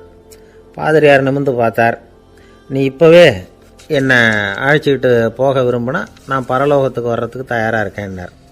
தேவதூதன் அந்த பாதிரியாரை அன்போடவும் விவேகத்தோடவும் பார்த்து, நீங்கள் என் கூட பரலோகத்துக்கு வர்ற தயாராக இருக்கிறதா சொல்கிறீங்க, ஆனால் நீங்கள் இதுவரைக்கும் வேற எங்கே இருந்ததா நினைக்கிறீங்க அப்படின்னு நானும். அப்படின்னா இதுவரைக்கும் இருந்த இடம் தான் பரலோகம் அப்படிங்கிறத உணர்த்தி இருக்கிறான். பரலோகம்னா என்னென்னு புரிஞ்சுக்கிறதுக்கு இந்த சம்பவம் நமக்கு உதவியாக இருக்குது. தொண்டு செய்கிறத விட பெரிய செயல் வேற எதுவும் இருக்க முடியாது. அது நம்ம மனசுக்கு கொடுக்குற சுகத்தை வேற எதுவும் கொடுக்க முடியாது. நாம் தொண்டு செய்கிற இடம் தான் அந்த புண்ணிய இடம். ஆனால் இந்த காலத்துல எல்லாம் நாம் தொண்டு செய்யணும்னு நினச்சி ஏதாவது ஆரம்பித்தா கூட அதை ஒரு மாதிரியாக சுற்றி நின்று வேடிக்கை பார்க்க ஆரம்பிச்சிடுறாங்க. ஒரு பெரியவர் அப்படித்தான் ஒரு தொண்டு செஞ்சுக்கிட்டு இருந்தார். ஒரு கோவில் கட்டிக்கிட்டு இருந்தாங்க. அதில் ஒரு இடத்துல ஒரு பலகையை வச்சு ஆணி அடிக்கிற வேலையை செஞ்சுக்கிட்டு இருந்தார் அந்த பெரியவர். ஒரு சின்ன பையன் அதை ரொம்ப ஊக்கமாக அக்கறையாக கவனிச்சுக்கிட்டு இருந்தான். பெரியவர் இதை கவனித்தார். என்னப்பா பார்க்குற, உனக்கும் இது மாதிரி தொண்டு செய்யணும்னு ஆசையாக இருக்கா அப்படின்னு கேட்டார். அதுக்கு அந்த பையன் சொல்கிறான், அப்படி இல்லைங்க, நீங்கள் ஆணி அடிக்கிறப்போ கையில் சுத்தியால் அடிச்சுக்கிட்டா எப்படி துடிப்பீங்க, எப்படி கத்துவீங்கன்னு தெரிஞ்சுக்கிறதுக்காக அதை பார்க்கணும்னு ஆசை, அதுக்காக தான் காத்துக்கிட்டு இருக்கேன் அப்படின்னு நானும். ஒரு ஊரில் ஒரு ஞானி இருக்கிறார். ரொம்ப பெரிய ஞானி, ரொம்ப வயசாகிட்டுது. கடைசி காலத்தில் அவர்கிட்ட சில பேர் வந்தாங்க. உங்கள் குரு யார் அப்படின்னு கேட்டாங்க. அவர் நிமிர்ந்து பார்த்தார். எனக்கு ஆயிரக்கணக்கான குருமார்கள் உண்டு, அவங்க பேரெல்லாம் சொல்லணும்னா இந்த காலம் பத்தாது. ஆனால் முக்கியமான ஒரு 3 பேரை பற்றி மட்டும் உங்களுக்கு சொல்கிறேன் அப்படின்னாராம். அப்புறம் சொன்னார், அந்த 3 பேரில் ஒருத்தன் ஒரு திருடன். ஒரு சமயம் ஒரு பாலைவனம் வழியாக நான் போய்கிட்டு இருந்தேன். அப்போது வழி தவறி போய் ஒரு கிராமத்துக்கு போயிட்டேன். அது இருட்டு நேரம், நடுராத்திரி, ஊரே உறங்கி போச்சு. அந்த நேரத்தில் ஒரு ஆள் மட்டும் ஒரு வீட்டு சுவத்தில் ஏதோ பண்ணி உள்ளே நுழையிறதுக்கு முயற்சி பண்ணிகிட்டு இருக்கிறான். அவங்கிட்ட போய் நான் இன்னைக்கு இங்கே எங்கே தங்க முடியும் அப்படின்னு கேட்டேன். அதுக்கு அவன், இந்த ராத்திரி வேளையில் அது ரொம்ப சிரமம், ஒரு திருடனோட உங்களால் தங்க முடியும்னா நீங்கள் என்னோட தங்கலாம் அப்படின்னா. நான் அவங்க கூட 1 மாதம் தங்கியிருந்தேன். ஒவ்வொரு நாள் ராத்திரியும் இப்போ நான் என்னுடைய வேலைக்கு போகிறேன், நீங்கள் ஓய்வு எடுத்துக்கோங்க அப்படின்னு சொல்லிவிட்டு போவான். அவன் திரும்பி வந்த உடனே உனக்கு ஏதாவது கிடைச்சிதான்னு நான் கேட்பேன். அதுக்கு அவன், இன்னைக்கு ராத்திரி ஒன்றும் இல்லை, நாளைக்கு மறுபடியும் முயற்சி பண்ணுவேன் அப்படின்பா. எப்பவும் அவன் நம்பிக்கை இழந்ததே கிடையாது, எப்பவும் சந்தோஷமாகவே இருப்பான். நானும் ரொம்ப காலமாக தியானம் பண்ணிக்கிட்டே இருந்தேன், ஒன்றுமே நடக்கலை. ஆனால் நான் என்ன பண்ணேன் தெரியுமா, மனசு வருத்தப்படும், நம்பிக்கை இழந்துருவேன். அப்போல்லாம் அந்த திருடனுடைய விடாமுயற்சி தான் ஞாபகத்துக்கு வரும். அதனால் அந்த திருடன் எனக்கு ஒரு குரு. என்னுடைய 2வது குரு யாருன்னா அது ஒரு நாய். இது எப்படின்னா, ஒரு சமயம் எனக்கு ரொம்ப தாகமாக இருந்தது. ஒரு நதியை நோக்கி போய்கிட்டு இருந்தேன். அப்போ ஒரு நாயும் வந்தது. அதுக்கும் தாகம். ஓடி வந்து ஆற்றை பார்த்தது. அதோட நிழல் வந்து ஆற்றுல தெரிஞ்சுது. அதை பார்த்ததும் பயந்துட்டுது. அதாவது அது தன்னுடைய சொந்த உருவத்தையே கண்டு பயந்தது. அதை பார்த்து குறைக்குது, திரும்பி ஓடிச்சு. ஆனால் அதுக்கு தாகம் அதிகமாக இருந்ததுனால அது மறுபடியும் திரும்பி வந்தது. பார்த்தா மறுபடியும் தண்ணியில் நாயோட உருவம் தெரியுது. இப்படி சில தடவை பண்ணிச்சு. இருந்தாலும் கடைசியில் தண்ணியில் குதிச்சுட்டுது துணிஞ்சி. இப்படி குதித்த உடனே அதோட உருவமும் மறைஞ்சுட்டுது. இதை பார்த்தேன். நான் என்ன புரிஞ்சுக்கிட்டேன்னா, எவ்வளவு தான் பயம் இருந்தால் கூட ஒருத்தன் தைரியமாக காரியத்தில் இறங்கணும் அப்படிங்கிறத புரிஞ்சுக்கிட்டேன். இந்த போதனை அந்த நாய்கிட்ட இருந்து எனக்கு கிடைச்சிது. இது ஒன்று. அடுத்தது என்னுடைய 3வது குரு யாருன்னா அது ஒரு சின்ன குழந்தை. நான் ஒரு சமயம் ஒரு நகரத்துக்கு போனேன். அங்கே ஒரு குழந்தை எரிகிற மெழுகுவத்தி ஒன்று எடுத்துக்கிட்டு வந்தது. நான் அந்த குழந்தைய பார்த்து வேடிக்கையாக கேட்டேன், ஏன் பாப்பா இந்த மெழுகுவத்தியை நீயாவே கொளுத்துனியா அப்படின்னு கேட்டேன். ஆமான்னுது அந்த குழந்தை. சரி, இந்த மெழுகுவத்தி முன்னாடி எரியாமல் இருந்தது, இப்போ எரியுது. இந்த மெழுகுவத்திக்கு வெளிச்சம் எங்கேருந்து வந்தது, அதை எனக்கு காட்ட முடியுமா அப்படின்னு கேட்டேன் அந்த குழந்தைகிட்ட. இதுக்கு அந்த குழந்தை சிரிச்சுக்கிட்டு அந்த மெழுகுவத்தியை ஊதி அணைச்சுட்டுது. அதுக்கப்புறம் என்னை பார்த்து கேட்டுது, இப்போ இந்த மெழுகுவத்தியின் வெளிச்சம் போனதை பார்த்தீங்க இல்லையா, அது எங்கே போச்சுன்னு எனக்கு சொல்லுங்க அப்படின்னுது. அந்த குழந்தை இப்படி கேட்டதும் என்கிட்ட இருந்த ஆணவம் அழிஞ்சுட்டுது. நான் படித்ததெல்லாம் அந்த வினாடியில் சுக்கு நூறாக போயிட்டுது. என்னுடைய முட்டாள்தனத்தை நான் உணர்ந்தேன் அப்படின்னு இவ்வளவும் அந்த ஞானி விவரமாக சொன்னாராம். அதனால் நாம் இன்னார்கிட்டே இருந்து தான் இதை கற்றுக்கணுங்கிறது இல்லை, யாருக்கிட்டே இருந்தும் எதையும் கற்றுக்கலாம். நம்மால் ஒருத்தன் ஒரு நாய் வளர்த்துக்கிட்டு இருந்தான். அந்த நாய்க்கு வால் கிடையாது. யாரோ ஏற்கனவே வெட்டி எடுத்துட்டாங்க. இந்த நாய் தான் சார் எனக்கு குரு, அதுகிட்டே இருந்து கூட நான் பாடம் கற்றுக்கிட்டு இருக்கிறேன் அப்படின்னா. அப்படி என்ன கற்றுக்கிட்டேன் அந்த வால் இல்லாத நாய்கிட்டே இருந்து அப்படின்னு கேட்டோம். நாம் யாருக்கிட்டையும் வாலாட்டக்கூடாது அப்படிங்கிற பாடத்தை அதுகிட்டே இருந்து தான் நான் கற்றுக்கிட்டேன் அப்படின்னா. ஒருத்தர் சிகரெட்டும் கையுமா வந்தார். சார், இந்த புகைப்பிடிக்கிற பழக்கத்தை நிறுத்தி போடணும்னு தான் பார்க்குறேன், முடியலேன்னார். புகைப்பிடிக்கிறத நிறுத்துறது ரொம்ப சுலபம் சார் அப்படின்னார் இன்னொருத்தர். எப்படி சொல்கிறீங்கன்னு கேட்டார் அவர். நான் கூட ஏற்கனவே 10 தடவை அந்த பழக்கத்தை நிறுத்தி இருக்கிறேன் சார் அப்படின்னார் இவர். இதிலேருந்து என்ன தெரியுது, புகைப்பழக்கத்தை திடீர்னு விட்டு விடுறதுங்கிறது ரொம்ப கஷ்டம்னு தெரியுது. இருந்தாலும் இது சம்பந்தமான ஆராய்ச்சி, அனுபவம், இது ரெண்டையும் அடிப்படையாக வச்சு சில வழிமுறைகளை சொல்கிறாங்க. அதாவது புகைப்பிடிக்கிறத நிறுத்துறதுக்கு 10 வழிகள் உண்டு அப்படின்னு சொல்கிறாங்க. அது என்னங்கிறத தெரிஞ்சுக்கிட்டா உபயோகப்படுதான்னு பார்க்கலாமே. முதல் கருத்து என்னன்னா, கொஞ்ச நாளைக்கு புகைப்பிடிக்கிற நண்பர்களை விட்டு விலகி இருக்கணும். இதனால் புகைப்பிடிக்கிற ஆசை குறையும். அந்த பழக்கத்தை மறுபடியும் ஆரம்பிக்கப்படாதுங்கிற எண்ணம் உறுதிப்படும். 2வது கருத்து, புகைப்பிடிக்கிறதை எதிர்த்து தீவிரமாக பிரச்சாரம் செய்ய ஆரம்பிச்சிடணும். அது அடுத்தவங்களுக்கும் உபயோகப்படும், உங்களுக்கும் உபயோகப்படும். உங்கள் உள்ளுணர்வை அது தூண்டும், உங்களை உறுதி கொள்ள வைக்கும். 3வது கருத்து என்னென்னா, தினமும் 2 தடவை குளிக்கணும். எப்படி தெரியுமா, முதல்ல வெது வெதுப்பான தண்ணீர், அப்புறம் குளிர்ந்த தண்ணீர், இப்படி மாறி மாறி குளிக்கணுமா. 4வது கருத்து, உடற்பயிற்சிகள் செய்யணும். மூச்சு வாங்குற மாதிரியான பயிற்சிகள் ரொம்ப நல்லதான். பிராணாயாமம் அப்படிங்கிற மூச்சு பயிற்சி ரொம்ப நல்லதுங்கிறாங்க. அப்புறம் 5வது கருத்து, சாப்பாடு மிதமாக இருக்கணும், சீராக இருக்கணும். பச்சை காய்கறிகள், பழங்கள் சாப்பாட்டில் சேர்த்துக்கலாம். அடிக்கடி கொஞ்சம் கொஞ்சமாக சாப்பிட்டு ரத்தத்தில் சர்க்கரையின் அளவை பராமரிக்கணும். இது நரம்புகளை அமைதிப்படுத்தும். 6வது கருத்து என்னன்னா, ரொம்ப நேரம் பசியோடு இருக்கக்கூடாது. புகைப்பிடிக்கிறத நிறுத்த முயற்சி செய்யும் பொழுது எடை குறைப்பு நடவடிக்கைகளை மேற்கொள்ளக்கூடாது. 7வது கருத்து, காப்பி, தேநீர், மதுபானம், அப்புறம் போதைப் பொருள்கள் கலந்த உணவுகள் இதெல்லாம் வேணாம். புகைப்பிடிக்கிறத அதெல்லாம் ஊக்கப்படுத்தும். கடுகு, மிளகு, அப்புறம் காரமான பொருள்களை தவிர்க்கணும். உப்பு அளவை குறைக்கணும். தினமும் 10 குவளை தண்ணீராவது குடிக்கணும். வெறும் தண்ணி புகைப்பிடிக்கிற ஆவலை தணிக்குதான். 8வது கருத்து, கையில் சிகரெட்டு, புகையில ஏதாவது இருந்தால் உடனே தூக்கி எறிஞ்சிருங்க. அது கையில் இருக்கிற வரைக்கும் புகைப்பிடிக்கிற ஆசை வந்துக்கிட்டே இருக்கும். 9வது கருத்து என்னன்னா, இறை நம்பிக்கை உள்ளவங்க புகைப்பிடிக்கிற எண்ணம் வர்றப்போவெல்லாம் பிரார்த்தனை செய்ய ஆரம்பிச்சுடலாம். 10வது கருத்து, உங்களுக்கு ரொம்பவும் வேண்டியவங்க யாரோ அவங்கக்கிட்ட எல்லாம் நீங்கள் புகைப்பிடிக்கிறத நிறுத்தி விட்டதா சொல்லிவிடுங்க. இந்த 10 வழிகளையும் கடைபிடிக்க ஆரம்பிச்சுட்டா புகைப்பிடிக்கும் பழக்கத்தை நிறுத்தி விடலாம் அப்படின்னு சொல்கிறாங்க அனுபவப்பட்டவங்க. முயற்சி பண்ணி பார்க்கலாம். ஒரு முக்கியமான இடத்துல நின்றுக்கிட்டு இருந்தார் ஒரு திபேத்தில். ஒரு பழங்கால பழமொழி உண்டான், 100 பேர் செல்லலாம், எப்பொழுதாவது ஒருவன் அபூர்வமாக அடைய வேண்டிய இடத்தை அடைவான். இதுதான் அந்த பழமொழி. ஒரு உன்னதமான இலக்கை அடையணும்னா அது அவ்வளவு சுலபமான காரியம் இல்லை. இந்த காலத்து மடாலயம் ஒன்று, அதில் ஒரு தலைவர், அவருக்கு வயசாயிட்டுது, தனக்கு ஒரு வாரிசை நியமிக்கணும் அப்படின்னு ஆசைப்பட்டார். ரொம்ப கஷ்டப்பட்டு ஒருத்தரை பிடிச்சார். தனக்கு வாரிசா நியமிச்சுட்டு அவர் சமாதி ஆயிட்டார். புதுசாக பொறுப்பேற்றுக்கிட்டவர் அப்படியே உட்காந்துருந்தார். அவரை தேடிட்டு பத்திரிகை நிருபர்கள்லாம் வந்தாங்க, கேட்டாங்க. அவர் உங்கள் பொறுப்பில் அவர் பெரியவர் விட்டுட்டு போன இது எவ்வளவு சுமாராக தேரும், எவ்வளவு விட்டுட்டு போனார் அப்படின்னு கேட்டிருக்கிறாங்க. அது என்ன ஒரு 50 லட்சம் இருக்கும் அப்படின்னாராம். அவ்வளவும் பணமா அப்படின்னு கேட்டிருக்காங்க. இல்லைங்க, கடன் அப்படின்னாராம்.